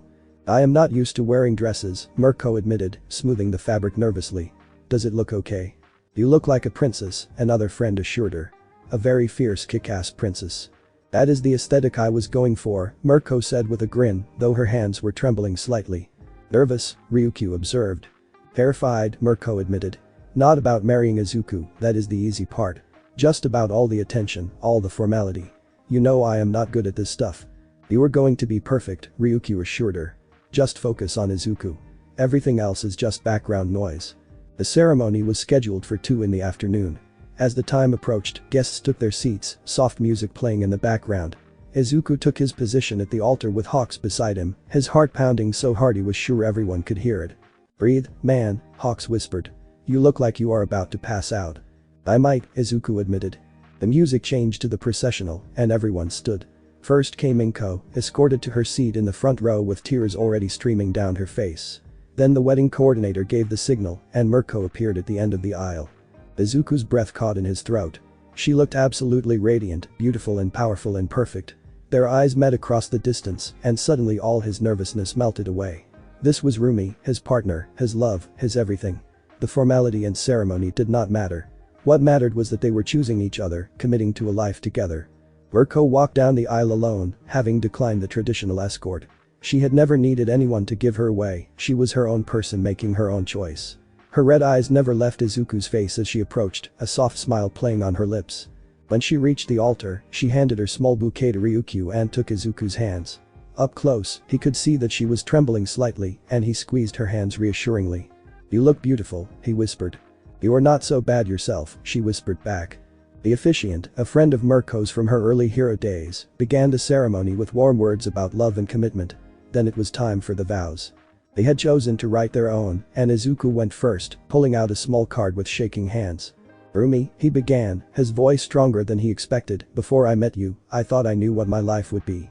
I thought I had accepted my limitations and found my place. But you showed me that I was capable of so much more. You believed in me when I did not believe in myself. You gave me a chance, a home, and a love I never thought I would find." He paused, emotion making his voice thick. "You make me want to be braver, stronger, better. You challenge me and support me in equal measure. I promise to stand beside you through every battle, to care for you when you are hurting, to celebrate your victories, and to love you with everything I have for the rest of my life. You are my hero, Rumi, and being your husband is the greatest honor I could ever receive." Tears were streaming down Mirko's face by the time he finished, and several guests were openly crying as well. She took a shaky breath before starting her own vows. "Izuku," she began, her voice rough with emotion, "I have spent my whole life fighting. Fighting to be recognized, fighting to be respected, fighting villains and prejudice and anyone who tried to tell me I was not good enough. But with you, I do not have to fight. With you, I can just be myself, vulnerable and imperfect and human. You see all of me, the fierce hero and the woman underneath, and you love both equally." She wiped at her eyes with her free hand. "You brought light into my life, warmth and care, and a reason to come home at the end of every day. You make me better, not just as a hero but as a person. I promise to protect you, to cherish you, to support your dreams, and to build a life with you that is full of love and laughter and adventure. I promise to be your partner in everything, your biggest supporter and your safe place. I love you more than I knew it was possible to love someone, and I cannot wait to spend forever showing you that." By the time she finished, there was not a dry eye in the audience. Even Hawks was discreetly wiping his eyes, and Endeavor looked suspiciously emotional. The officiant asked for the rings, and Hawks produced them with a flourish. Izuku slipped the platinum band onto Mirko's finger with trembling hands, and she did the same for him, both of them smiling through their tears. "By the power vested in me," the officiant said with a warm smile, "I now pronounce you married. You may kiss." Mirko did not wait for Izuku to make the first move. She pulled him into a deep passionate kiss that was thoroughly inappropriate for a wedding ceremony and absolutely perfect for them. The guests erupted in applause and cheers. When they finally broke apart, both grinning widely, the officiant announced, "I present to you, Izuku and Rumi Midoriya Sagayama." They had decided to hyphenate their last names, a modern compromise that honored both of their identities. As they walked back down the aisle together, hand in hand, Izuku felt like his heart might burst from happiness. The reception was held at an elegant restaurant nearby, a private room reserved for their small group. The atmosphere was warm and celebratory, with good food, drinks, and heartfelt toasts. Ox gave the best man speech, managing to be both touching and hilarious as he recounted stories of Mirko's fierce independence and how shocked he had been to see her fall so completely in love. "I honestly did not think anyone would ever crack through that tough exterior," he said, raising his glass. But Izuku did not crack through it. Mirko willingly opened up for him, and that is even more special. To the happy couple. Ryukyu spoke next, her toast focusing on the strength of their partnership and how they brought out the best in each other. "You two are proof that the right person can change your life in the most beautiful ways," she concluded. When it was time for the first dance, Izuku and Mirko took to the floor to a soft, romantic song. They swayed together, foreheads touching, completely lost in each other. "How are you feeling, Mrs. Midoriya Sagayama?" Izuku asked softly. "Like the luckiest woman in the world, Mr. Midoriya Sagayama," Mirko replied. "How about you?" "The same. This is perfect. You are perfect." They danced through the entire song, oblivious to the other guests watching with fond expressions. When the song ended, others joined them on the dance floor, and the celebration continued with energy and joy. Inko pulled Izuku aside at one point, hugging him tightly. "I am so proud of you, sweetheart. You found someone who truly appreciates you and loves you the way you deserve. That is all I ever wanted for you. Thank you, Mom. For everything. For raising me, supporting me, believing in me even when I could not believe in myself." "That is what mothers do," Inko said, tears in her eyes. "Now go enjoy your wedding. Dance with your wife." Your wife. The word still felt surreal to Izuku, but in the best possible way. Later in the evening, Endeavor approached them, looking characteristically awkward but sincere. "Congratulations," he said simply. "You make a strong team. That is valuable in this world." "Thank you, Endeavor," Mirko said warmly. "That means a lot coming from you. If you ever need anything, support with the commission or otherwise, you have my backing," Endeavor added, looking at Izuku. "Your analytical work has been invaluable to the hero community. We need people like you." "I appreciate that, sir," Izuku said, genuinely touched. As the reception wound down, guests began saying their goodbyes. Each one offered heartfelt congratulations and well wishes. All Might pulled Izuku aside before leaving. "Marriage is a beautiful adventure, young Midoriya," he said warmly. "Cherish each moment, support each other through the challenges, and never take each other for granted. You two have something special. Protect it." "We will," Izuku promised. Finally, it was just Izuku and Mirko, alone in the venue as the staff cleaned up around them. They sat at their table, shoes kicked off, holding hands and basking in the afterglow of the day. "We are married," Mirko said wonderingly. "Officially, legally, completely married." "We are," Izuku agreed, bringing her hand to his lips to kiss her knuckles. "How does it feel?" "Right. Perfect." Like everything finally clicked into place. They had decided against a honeymoon immediately, with Mirko's hero schedule and Izuku's upcoming teaching commitment at UA, making it difficult to take extended time off. Instead, they planned to take a long weekend trip in a few weeks, somewhere quiet and relaxing where they could just be together. For now, they headed home to their penthouse, both exhausted but happy.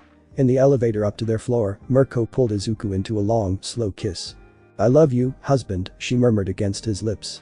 "I love you, wife," Izuku replied, the word feeling wonderful on his tongue. Inside the penthouse, their home looked exactly the same but somehow felt different, charged with new meaning. This was not just the place where they lived anymore. It was the home they shared as a married couple, the foundation of their life together. They changed out of their formal clothes into comfortable pajamas, and Mirko immediately dragged Izuku to bed, pulling him close. "Best day of my life," she declared, her rabbit ears drooping contentedly. "Thank you for marrying me." "Thank you for proposing," Izuku countered. "I would have eventually worked up the courage, but you beat me to it. I was not going to wait around. When I know what I want, I go for it. And I wanted you as my husband." They talked quietly for hours, reliving moments from the day, laughing about funny incidents, and discussing their favorite parts. Eventually, conversation gave way to kisses, and kisses gave way to the physical expression of their love and commitment, tender and passionate and perfect. Afterward, lying tangled together in satisfied exhaustion, Mirko traced lazy patterns on Izuku's chest. "I cannot wait to spend the rest of my life with you," she said softly. "Forever sounds like exactly the right amount of time," Izuku agreed. The next morning, they woke late, indulging in the luxury of having nowhere they needed to be. Izuku made breakfast while Mirko showered, and they ate together on the balcony, enjoying the view and the beautiful weather. Their phones buzzed with messages from friends and family, photos from the wedding, and congratulations from colleagues. Social media was, predictably, full of coverage of their wedding, professional photos showing up alongside candid shots taken by guests. "We are officially a celebrity couple now," Mirko observed, scrolling through posts.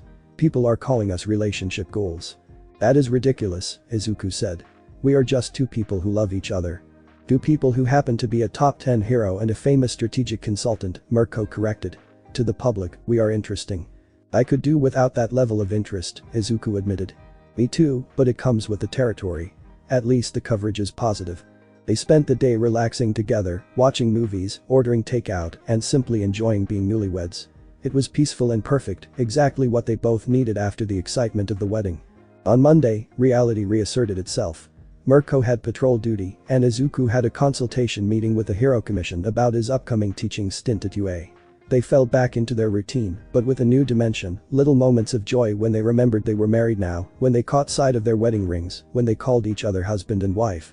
Izuku's first day teaching at UA High School arrived with a mixture of excitement and nerves. He stood outside the prestigious school gates, looking up at the building where so many of Japan's greatest heroes had trained. Years ago, he had dreamed of attending UA as a student.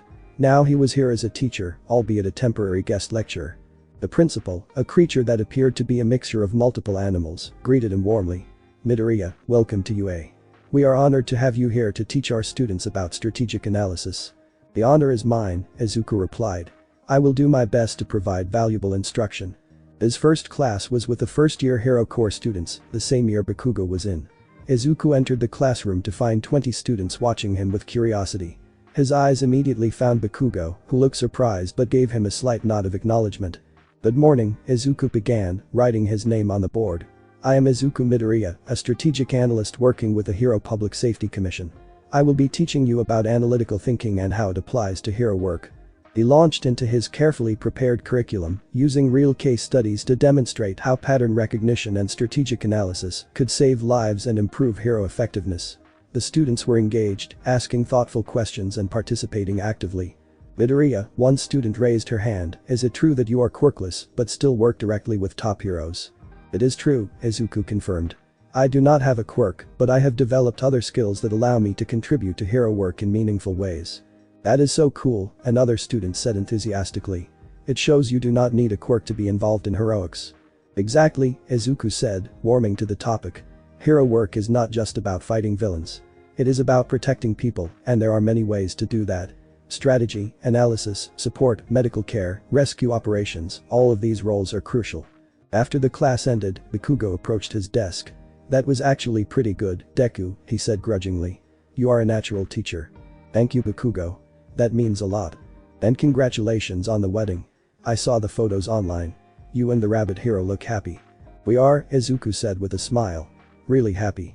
Good, Bakugo replied, then added more quietly, I am glad you found your place, even if it was not the path either of us expected.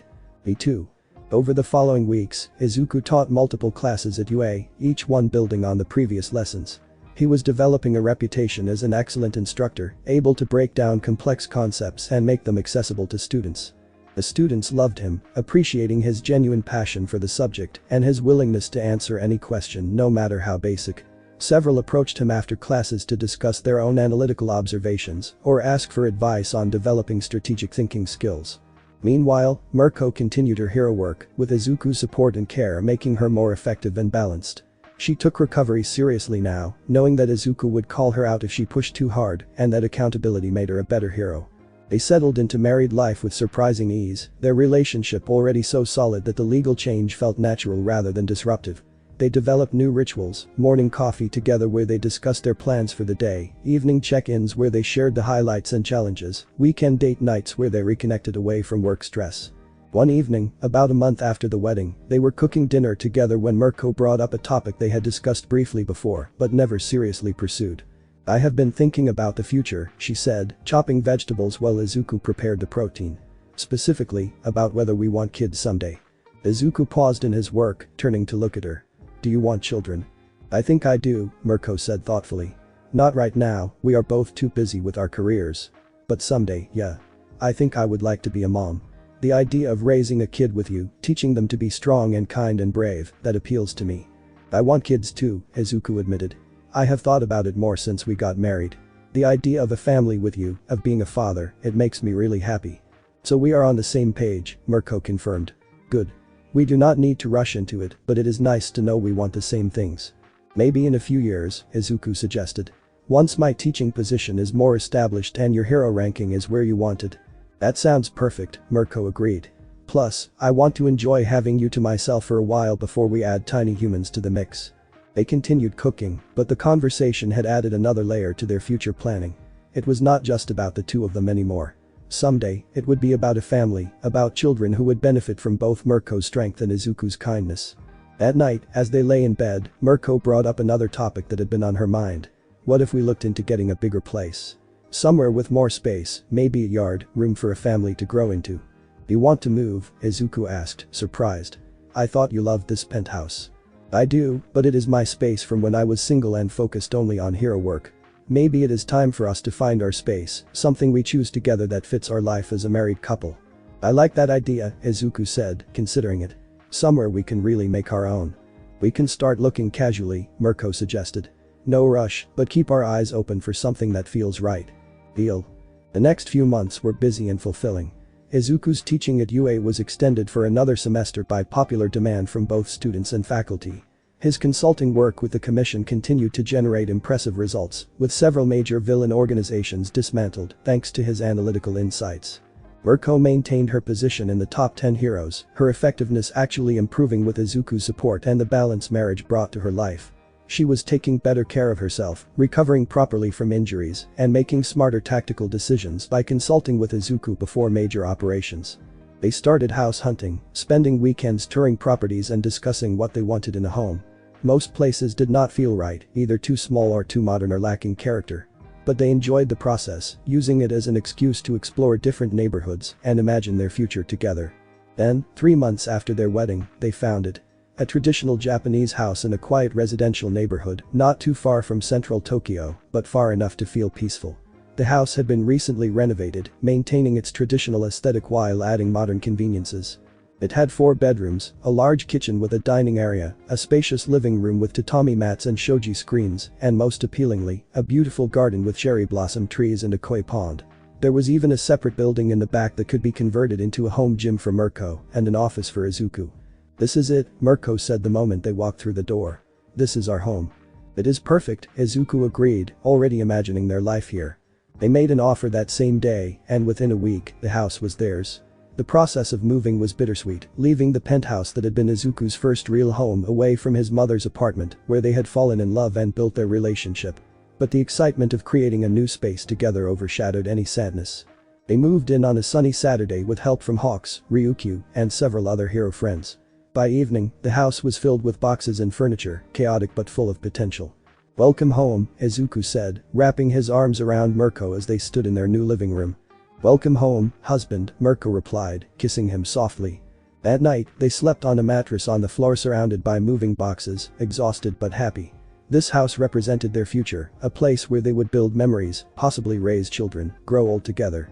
It felt significant and wonderful. The following weeks were spent unpacking and organizing, making the house truly theirs. Mirko's hero memorabilia found places of honor alongside Izuku's hero analysis notebooks. Photos from their wedding were framed and displayed. The guest bedrooms were set up for visiting family. The garden became Izuku's project, learning to care for the plants and koi, while Mirko supervised and offered unhelpful commentary. They hosted their first dinner party in the new house a month after moving in, inviting close friends and family. Inko cried happy tears seeing them so settled and domestic. Hawks made jokes about them being an old married couple already. Endeavor actually smiled, a rare sight that made the entire evening memorable. As the evening wound down and guests departed, Izuku and Mirko stood in their garden under the stars, the koi pond reflecting the moonlight. This is everything I never knew I wanted, Mirko said quietly. A home, a partner who truly understands me, a life that is not just about hero work, but about building something meaningful. I feel the same way, Izuku replied. You gave me a chance when no one else would have, and that chance turned into this amazing life. I am grateful every single day. We gave each other a chance, Mirko corrected. And we keep choosing each other every day. That is what makes this work. They stood in comfortable silence for a while, simply enjoying being together in their home, their space, the foundation of their shared future. I love you, Izuku said eventually. I love you too, Mirko replied. Always and forever. Forever, Izuku agreed. As they headed back inside, hand in hand, both felt a deep sense of contentment and anticipation. Their journey together was still just beginning, with so many adventures, challenges, and joys ahead. But they would face all of it together, partners in every sense, building a life of meaning and love one day at a time. The house settled around them as they prepared for bed, no longer just a structure, but a home filled with their presence and promise. This was where their story would continue, where dreams would be pursued, where love would deepen, where a family might one day grow. And that future, uncertain but bright, stretched out before them full of infinite possibility. The winter morning arrived cold and crisp, frost covering the garden's cherry blossom trees in delicate crystalline patterns. Izuku woke early, as had become his habit, careful not to disturb Mirko who was still sleeping soundly beside him, her white hair spread across the pillow like silk, one of her rabbit ears twitching occasionally in her dreams. He smiled, watching her for a moment before slipping quietly out of bed. In the kitchen, he prepared coffee and started breakfast, the routine grounding him as he mentally reviewed his schedule for the day. He had a morning lecture at UA, followed by a consultation meeting with the Hero Commission about a new villain network operating in the Kansai region, and in the evening, he would be meeting with a group of support corps students who wanted his advice on career paths in hero support work. The sound of padding feet announced Mirko's arrival before she appeared, wrapped in one of his oversized hoodies, her ears drooping sleepily as she shuffled toward him. "Morning," she mumbled, wrapping her arms around his waist from behind and resting her chin on his shoulder. "Good morning, beautiful," Izuku replied, leaning back into her embrace. "How did you sleep?" "Like the dead. That new mattress was a great investment." Mirko pressed a kiss to his neck. "What smells so good?" "Tamagoyaki, miso soup, rice, and grilled salmon. Protein heavy because you have that joint training exercise with Endeavor's agency today, remember?" "Ugh, do not remind me," Mirko groaned, but she released him to pour herself coffee. "I swear, that man schedules these things specifically to torture us. Who does combat drills at 7 in the morning?" "The number one hero, apparently," Izuku said with amusement, plating the food. "But you love a challenge."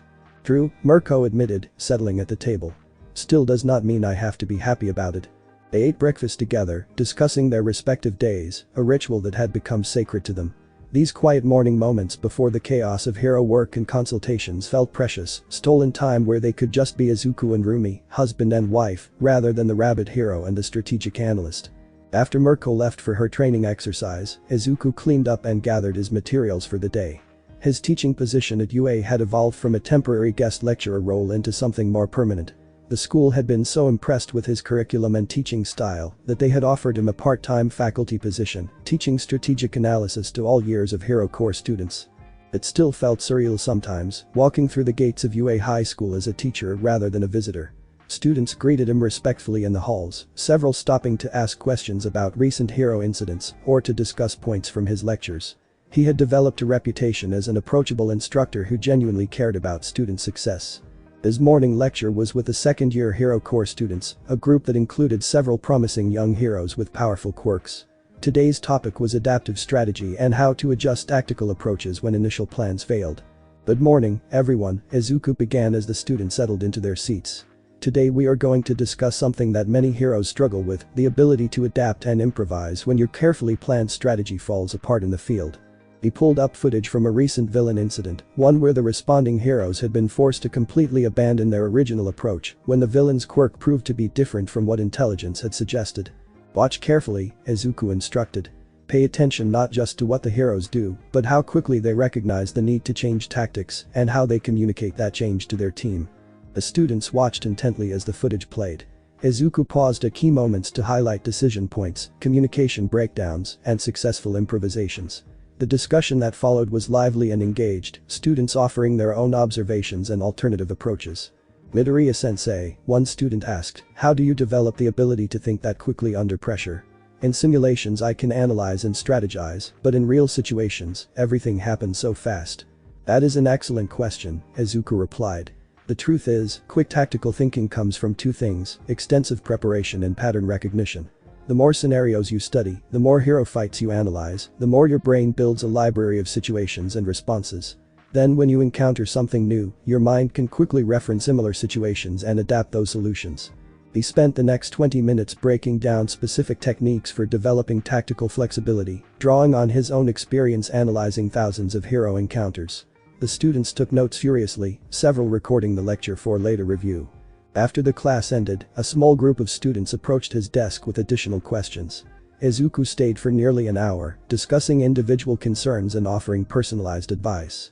This was his favorite part of teaching, the one-on-one interactions where he could really help students develop their analytical skills. Finally, he headed to the faculty lounge for a quick lunch before his afternoon meeting. He found Izawa, the homeroom teacher for Class 1A, already there grading papers with his characteristic look of exhaustion. "Midoriya," Izawa greeted him with a nod. "Good lecture today. I was observing from the back." "Thank you," Izuku replied, somewhat surprised. "I did not realize you were there. I like to keep tabs on what my students are learning across all their courses. Your strategic analysis curriculum is valuable. Several of my students have shown marked improvement in their tactical decision-making during practical exercises." "That is good to hear. I try to make the material as applicable as possible to real hero work." "It shows," Izawa said, returning his attention to his papers. "By the way, I heard you got married recently. Congratulations." "Thank you. My wife is actually pro-hero Mirko." "I know. I was at your wedding, remember?" Izawa glanced up with something that might have been amusement in his tired eyes. "I was standing in the back." "Oh, I am sorry, I did not." Izuku felt embarrassed that he had not noticed. "Do not worry about it. You were focused on your bride, as you should have been." Izawa set down his pen.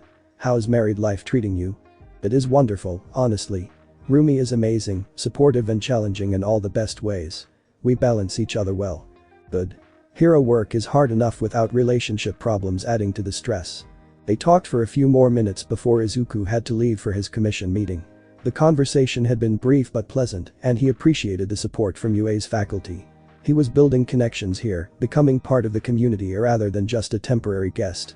The Hero Commission headquarters was located in an imposing building in central Tokyo, all glass and steel and modern architecture, designed to project power and authority. Izuku had been here many times now, but it still made him slightly nervous. The commission wielded enormous influence over hero society, and while he had been treated well so far, he was always aware of the politics underlying every interaction. "Midoriya, welcome," the commission president greeted him as he entered the conference room. "Thank you for coming on short notice." "Of course," Izuku replied, taking his seat at the large table. "You mentioned a new villain network in Kansai." "Yes, and it is concerning." The president pulled up a presentation on the wall screen. "Over the past 2 months, we have identified 17 incidents across Osaka, Kyoto, and Kobe that we believe are connected.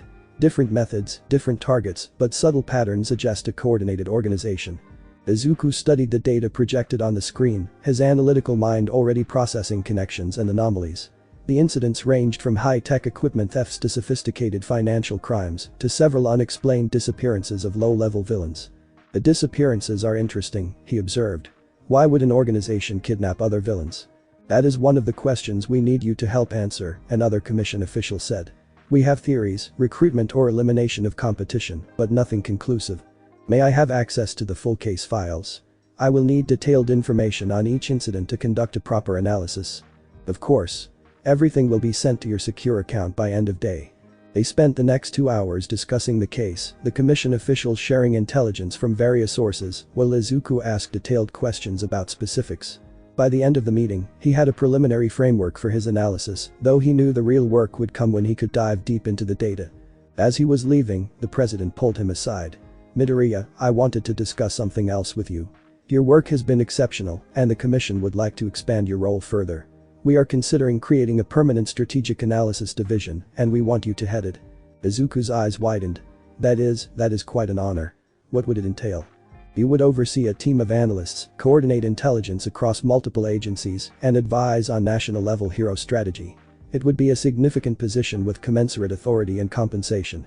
The president paused. "Of course, it would require you to step back from some of your other commitments.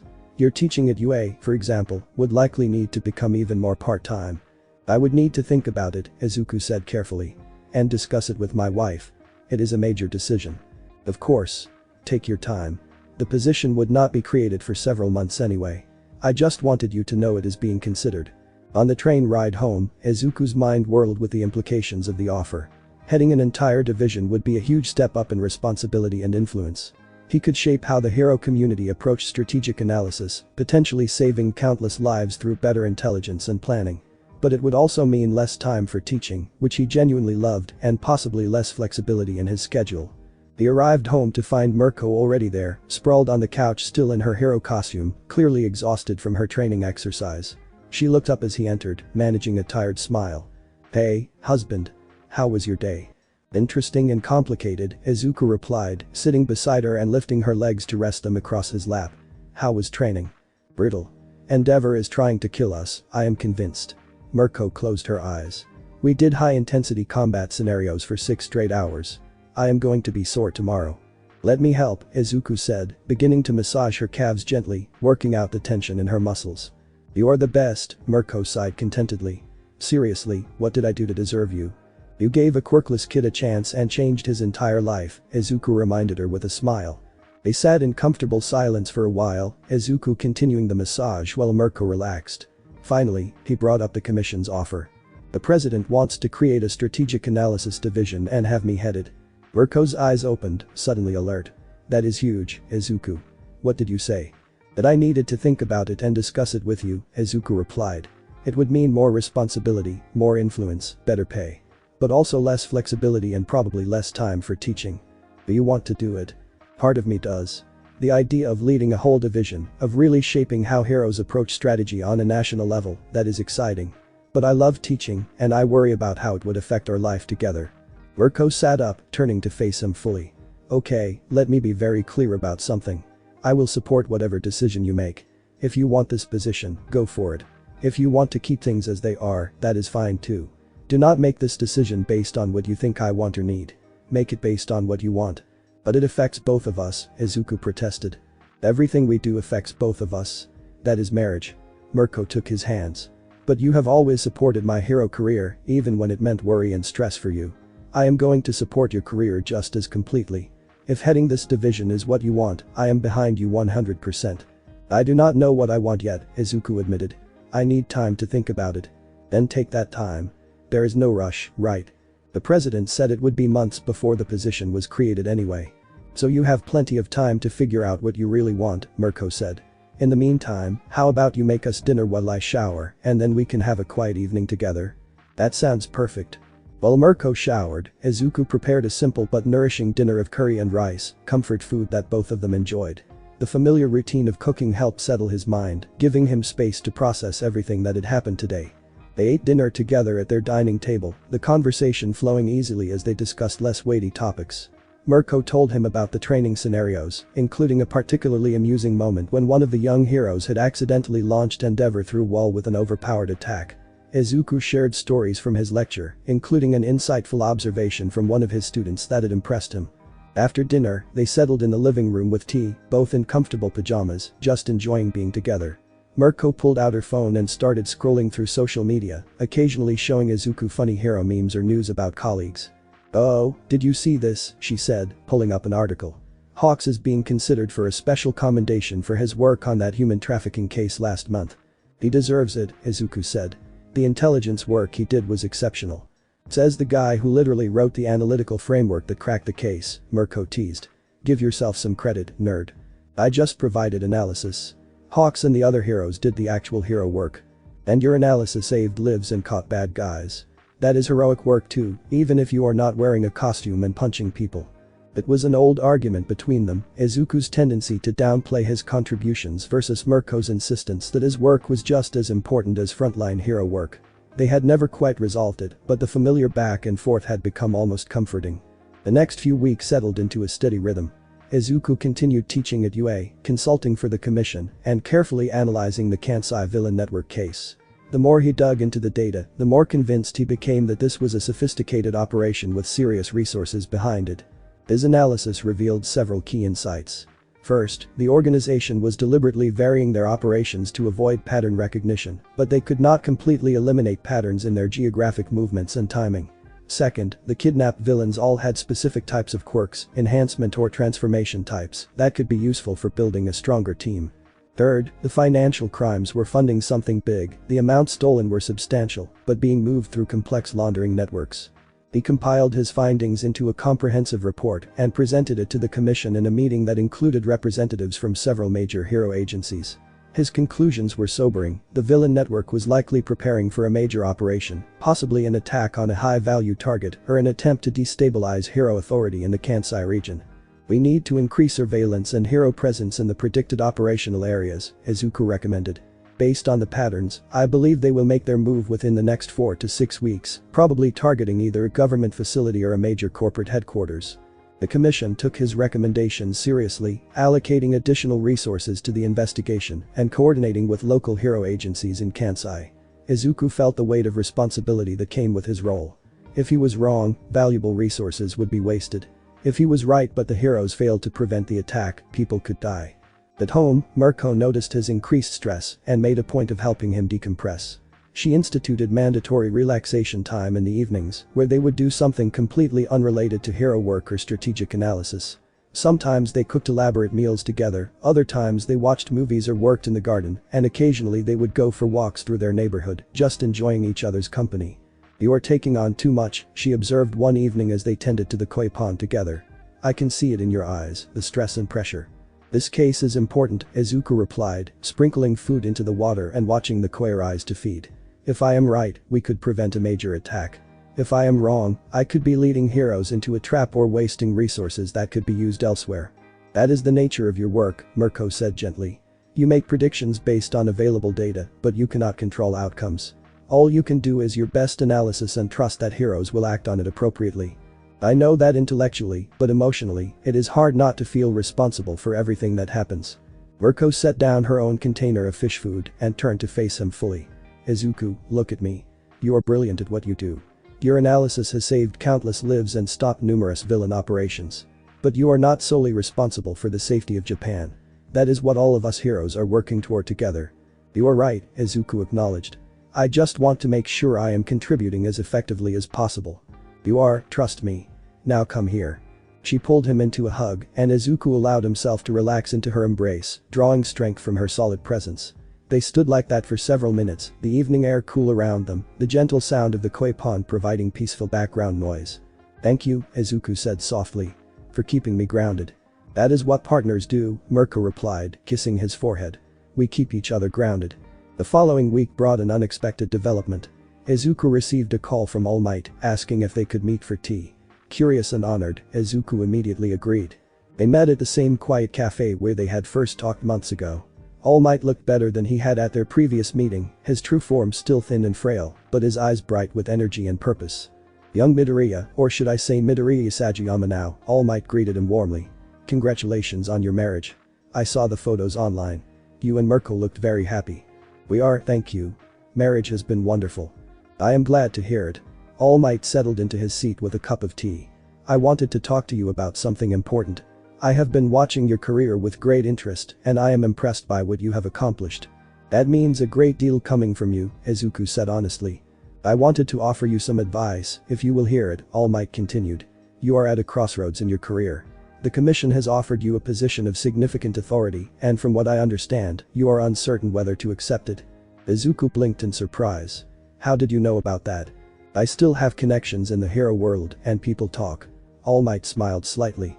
"The question you need to ask yourself is not whether you can handle the responsibility, I have no doubt you can. The question is whether taking that position will allow you to make the contribution you want to make." "What do you mean?" All Might leaned forward, his blue eyes serious. "Positions of authority come with political constraints. As head of a commission division, you would have more resources and influence, but you would also have to navigate bureaucracy, compromise on your analyses to accommodate political considerations, and spend more time managing people than actually doing analytical work. Is that what you want?" "I had not thought about it that way," Izuku admitted. "When I was the symbol of peace, I had enormous influence but also enormous constraints. Every action I took was scrutinized, every word analyzed for political implications. It was necessary for the role, but it also limited what I could do in some ways." All Might paused. "Only you can decide whether the trade-offs are worth it, but make sure you understand what you are giving up, as well as what you are gaining." They talked for another hour, All Might sharing insights from his own career about balancing influence with independence, navigating hero politics, and staying true to your core purpose. By the end of the conversation, Izuku had a much clearer sense of what he wanted. "Thank you, All Might," he said sincerely. "This conversation has been incredibly helpful. I am glad I could provide some perspective." All Might stood to leave. "Whatever you decide, I am confident you will continue to make exceptional contributions to hero society. You are proof that heroism takes many forms." After the meeting, Izuku walked through the city, thinking deeply about everything All Might had said. The retired hero was right, heading the strategic analysis division would give him more resources and authority, but it would also constrain his independence and potentially pull him away from the work he most enjoyed. What he loved was the actual analysis, diving into data, identifying patterns, solving puzzles that would help heroes protect people. He loved teaching, sharing his knowledge with the next generation of heroes. He loved consulting with individual heroes and agencies, providing targeted insights that directly impacted operations. Managing a division would mean less time for all of that and more time on administrative tasks, politics, and bureaucracy. Yes, he would have more influence, but would he actually be more effective? Or would he just be spread thinner across more responsibilities? By the time he arrived home, Izuku had made his decision. He found Mirko in the home gym, running through a workout routine with focused intensity. She stopped when she saw him, reading his expression immediately. "You figured it out," she observed. "I did," Izuku confirmed. "I am going to turn down the division head position." "Really?" Mirko grabbed a towel to wipe her face. "What made you decide?" "I realized that what I love about my work is the actual analysis and teaching, not management or politics. Taking that position would move me away from what I am best at and what I enjoy most." Izuku smiled. "I would rather be really good at what I am currently doing than spread myself thin trying to manage a whole division." "I think that is a wise decision," Mirko said. "Though the commission is going to be disappointed.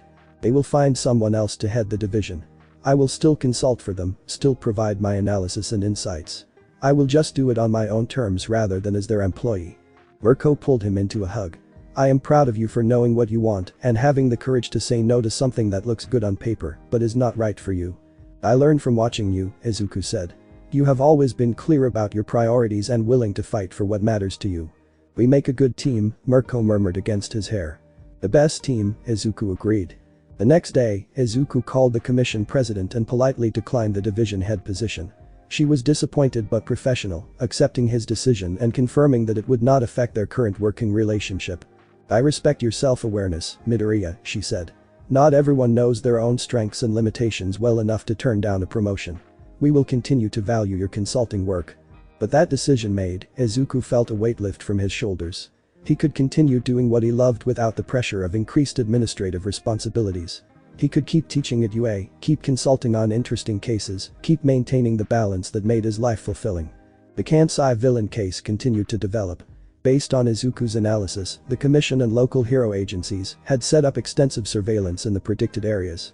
3 weeks after his initial report, the surveillance paid off. The group of villains was spotted moving unusual equipment into a building near Osaka's financial district. Heroes moved in to investigate and discovered that Izuku's predictions had been remarkably accurate.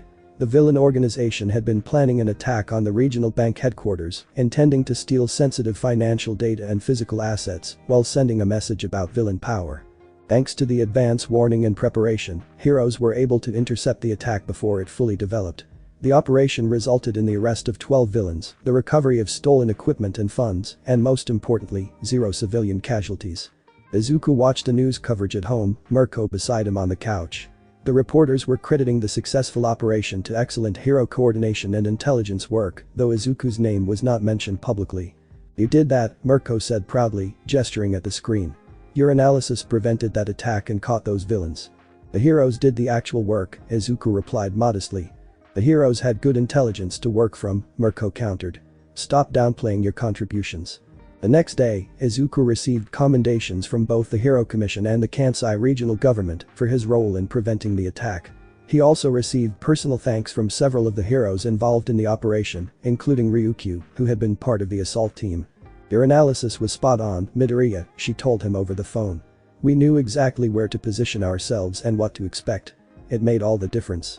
"I am just glad everyone is safe," Izuku replied. As winter progressed towards spring, life settled into a comfortable pattern. Izuku taught his classes at UA with growing confidence, his students consistently showing improvement in their tactical thinking. His consulting work continued to generate impressive results, though he was careful to maintain boundaries and not take on more than he could handle well. Mirko thrived in her hero work, her performance enhanced by the stability and support of their marriage. She was taking fewer unnecessary risks, thinking more strategically about her fights, and recovering better from injuries. Her hero ranking actually improved, moving up to number 8 in the national rankings. They celebrated that achievement with a nice dinner out, Mirko laughing at how seriously Izuku took the ranking. "It is just a number," she said, amused by his enthusiasm. It is recognition of your excellence and hard work, Izuku corrected. You deserve to be celebrated. If you insist, though I should point out that I could not have done it without you keeping me healthy and thinking strategically. We are partners, Izuku said, taking her hand across the table. Your victories are our victories. Their first wedding anniversary approached, falling in late spring when the cherry blossoms were in full bloom. They had originally planned a simple celebration, but Mirko surprised Izuku by booking a weekend trip to a traditional hot springs resort in the mountains, the delayed honeymoon they had never taken. The resort was beautiful and secluded, nestled in a valley surrounded by mountains with natural hot springs and traditional Japanese architecture. Their room had a private outdoor bath overlooking a stream, tatami floors, and fusuma doors painted with elegant nature scenes. This is incredible, Izuku said, looking around in wonder. Only the best for my husband on our anniversary, Mirko replied, wrapping her arms around him from behind. I wanted to give us a chance to really disconnect from hero work and responsibilities, just be together. They spent a weekend in blissful relaxation. Long soaks in the hot springs, leisurely meals of traditional Kiseki cuisine, walks through the mountain trails, and hours of simply talking and being together, without the pressure of their usual schedules. On their actual anniversary evening, they sat in their private outdoor bath under the stars, the warm water relaxing their muscles, while the cool mountain air kept them comfortable. 1 year, Mirko mused. It feels like longer in the best way, like you have always been part of my life. I feel the same, Izuku said. I cannot remember what my life was like before you, and I do not want to. No regrets. Not a single one. This year has been the best of my life. Mine too, Mirko agreed. And it is only going to get better. They kissed under the stars, the intimacy of the moment profound and perfect. Later, they made love with a tenderness and passion that came from deep familiarity and commitment, celebrating not just their anniversary, but the life they had built together. The next morning, over breakfast in their room, Mirko brought up a topic they had discussed before but never seriously pursued. I think I am ready to start trying for a baby, she said, her red eyes watching Izuku carefully for his reaction. Izuku's heart skipped a beat. Really? You are sure? I am sure. I have been thinking about it a lot lately. We are stable, happy, established in our careers. Our house has plenty of room. And I really want to have a child with you, to build that family we have talked about. I want that too, Izuku said, emotion thick in his voice. I want it so much. So we are doing this. We are going to try for a baby. Yes, Izuku confirmed, reaching across the table to take her hands. Let us start trying. Mirko grinned, that fierce joyful expression he loved so much. Fair warning, I am going to be terrible at being pregnant. I am going to hate not being able to do hero work fully, I am going to be impatient and cranky, and I am probably going to drive you crazy. I can handle it, Izuku assured her. I have been handling your particular brand of intensity for over a year now. A pregnant version cannot be that much worse. You say that now, Mirko laughed. Just remember you agreed to this when I am enormous and hormonal and yelling at you for something ridiculous. I will remember, and I will love you through all of it. They spent the rest of their anniversary weekend talking about their hopes and dreams for their future child, what kind of parents they wanted to be, how they would balance hero work and consulting with raising a baby. It was exciting and slightly terrifying, but mostly it felt right, the natural next step in their life together. Returning home from the resort, they fell back into their usual routine, but with a new undercurrent of anticipation. They were actively trying for a baby now, which meant Mirko had to be more careful about dangerous hero work, and they both had to think about preparing for the possibility of pregnancy. The months following their anniversary brought both expected developments and surprising challenges. Mirko continued her hero work, but started being more selective about the cases she took, avoiding the most dangerous situations when possible. Izuku supported this decision completely, though he knew it frustrated her sometimes to have to hold back. His teaching at UA continued to evolve. He had been asked to develop an advanced strategic analysis course for third-year students, those preparing to graduate and become professional heroes. The curriculum he designed was rigorous and practical, drawing heavily on real case studies and requiring students to develop comprehensive strategic assessments of complex scenarios. One of his students in this advanced course was particularly impressive, a young woman named Mei Hatsum from the support course, who had been allowed to take his class as an elective. Her analytical approach to hero support equipment was brilliant, combining strategic thinking with technical innovation in ways that reminded Izuku of himself. After one particularly insightful observation she made during class, he asked her to stay after to talk. Hatsum, your analysis today was exceptional, he said. Have you considered a career in strategic consulting rather than just equipment design? Nah, I love building things too much, she replied enthusiastically. But I appreciate that strategic thinking makes my inventions better. Understanding how heroes actually use equipment in tactical situations helps me design more effective tools. That is exactly the kind of integrated thinking the hero world needs more of, Izuku said. If you ever want recommendations or advice on career paths, my door is always open. Thanks, Teach. You are way cooler than most of the faculty here. The interaction left Izuku feeling energized about his teaching. He was not just imparting knowledge, he was helping students develop new ways of thinking that would make them more effective in whatever hero-related career they chose. At home, he and Mirko had settled into comfortable domesticity while still maintaining their individual passions and careers. They cooked together several times a week, worked in the garden on weekends, and made time for dates and quality time despite their busy schedules. 3 months after they started trying for a baby, Mirko came home from a routine hero physical with news. She found Izuku in his home office, working on an analysis for the commission, and sat down in the chair across from his desk with an unreadable expression. "So I had my physical today," she began. Izuku immediately gave her his full attention, closing his laptop. "Is everything okay?" "Everything is fine. Better than fine, actually." Mirko paused, then broke into a huge smile. "I am pregnant, Izuku. We are having a baby." For a moment, Izuku could not process the words. Then their meaning hit him, and he felt like his heart might burst. "Really? You are sure?" The doctor confirmed it. "About 6 weeks along." Mirko stood and moved around the desk to him. "We are going to be parents." Izuku pulled her down onto his lap carefully, wrapping his arms around her as emotion overwhelmed him. "We are having a baby," he repeated, tears forming in his eyes. "We are really having a baby." "We really are," Mirko confirmed, and he could hear the joy and slight nervousness in her voice. "Are you happy?" "I am the happiest I have ever been," Izuku said, pulling back to look at her face. "You are going to be an amazing mother." "And you are going to be an incredible father," Mirko replied, cupping his face in her hands. "Our kid is going to be so loved." They sat like that for a long time, just holding each other and processing the reality that they were going to be parents. It felt monumental and perfect and slightly terrifying all at once. That evening, they called their families to share the news. Inko cried happy tears and immediately started planning, despite Izuku's protests that they had months before the baby arrived. Mirko's parents, who lived in a different prefecture and whom Izuku had only met a few times, were thrilled and promised to visit soon. Over the next few weeks, they began preparing for the reality of parenthood. They converted one of the spare bedrooms into a nursery, though it was far too early to do much decorating. They read books on pregnancy and parenting, attended the first of many doctor's appointments, and started thinking about how they would need to adjust their lives once the baby arrived. Mirko's pregnancy, as she had predicted, was challenging in various ways. The first trimester brought intense nausea that left her miserable and unable to keep much food down. She hated being limited in her hero work, forced to take medical leave earlier than she wanted to, because the risks were too high. "I feel useless," she complained one afternoon, lying on the couch looking pale and exhausted. "I should be out there protecting people, not stuck at home feeling sick all the time." "You are growing, our child," Izuku reminded her gently, bringing her crackers and ginger tea that sometimes helped with the nausea. "That is important work too. It does not feel like work. It feels like being sick all day every day. I know it is hard. But it is temporary, and it is for something wonderful." Mirko managed a weak smile. "You are too patient with me. I have been absolutely miserable to be around lately. You have been hormonal and not feeling well. I understand." Izuku sat beside her, stroking her hair gently. "And I am going to be here through all of it, the good and the difficult."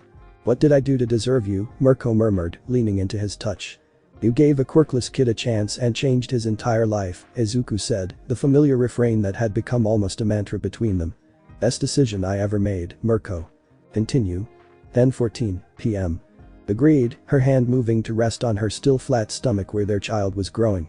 As Mirko's first trimester progressed toward the second, Izuku found himself balancing increased responsibilities at home with his continuing work commitments.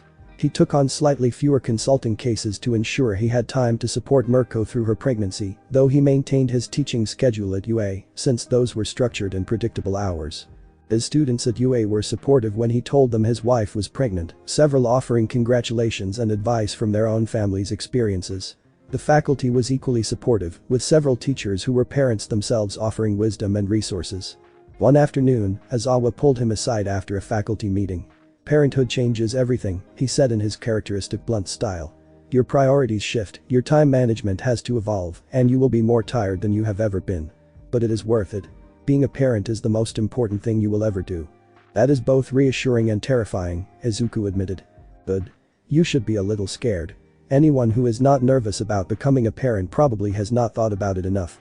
Aizawa paused. But you will be fine. You are thoughtful, dedicated, and you clearly love your wife. That is a solid foundation for parenting. As winter turned to spring and Mirko's pregnancy progressed into the second trimester, her nausea finally began to ease. She regained her energy and appetite, though she was still frustrated by the limitations on her hero activities. The doctor had cleared her for light work, but nothing involving combat or high physical stress. To channel her restless energy, Mirko threw herself into preparing the nursery. She and Izuku spent weekends painting the room a soft green that would work for either a boy or girl, since they had decided to wait until birth to find out the baby's sex. They assembled furniture, washed tiny clothes that Inko and Mirko's mother had already started buying, and debated about themes and decorations. I want it to be hero-themed, but not over the top, Mirko decided, looking at various options online. Like, subtle nods to hero culture, rather than plastering All Might's face everywhere. What about a more general theme of strength and courage, Izuku suggested. We could incorporate hero elements but keep it broader. I like that, Mirko agreed. Heroes as inspiration, but not the only thing our kids should aspire to. Exactly. We want them to find their own path, whatever that might be. They were both acutely aware that their child might or might not have a quirk, and that either outcome would come with its own challenges and opportunities. If the baby was quirkless like Izuku, they would face societal prejudice, but would have two parents who understood that struggle. If the baby had a quirk, especially a powerful one inherited from Mirko, they would need guidance on how to use it responsibly. Either way, Izuku thought, they would love and support their child unconditionally. That was what mattered most. Around the 5-month mark, Mirko started showing noticeably, her athletic frame making the baby bump quite prominent. She had mixed feelings about the physical changes, sometimes marveling at the miracle of growing a life, other times frustrated by how her body was no longer fully under her control. One evening, as they lay in bed, she grabbed Izuku's hand and placed it on her stomach. Feel that? Izuku concentrated, and then he felt it, a tiny flutter of movement under his palm. Is that? That is our baby, Mirko confirmed, her voice full of wonder. The doctor said I should start feeling movements around now, and there it is. Tears formed in Izuku's eyes as he felt another small flutter. That is incredible. That is our child moving around in there. Pretty wild, right? Mirko covered his hand with hers. It makes it feel so much more real. I love you, Izuku said, emotion thick in his voice. And I already love our baby so much. Me too, Mirko agreed. Both of you are my whole world. They lay like that for a long time, Izuku's hand on Mirko's stomach feeling occasional movements, both of them filled with anticipation and joy for the future that was rapidly approaching.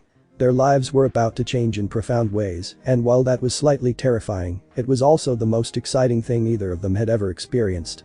As Izuku drifted off to sleep that night, his hand still resting on Mirko's baby bump, he reflected on how far they had come.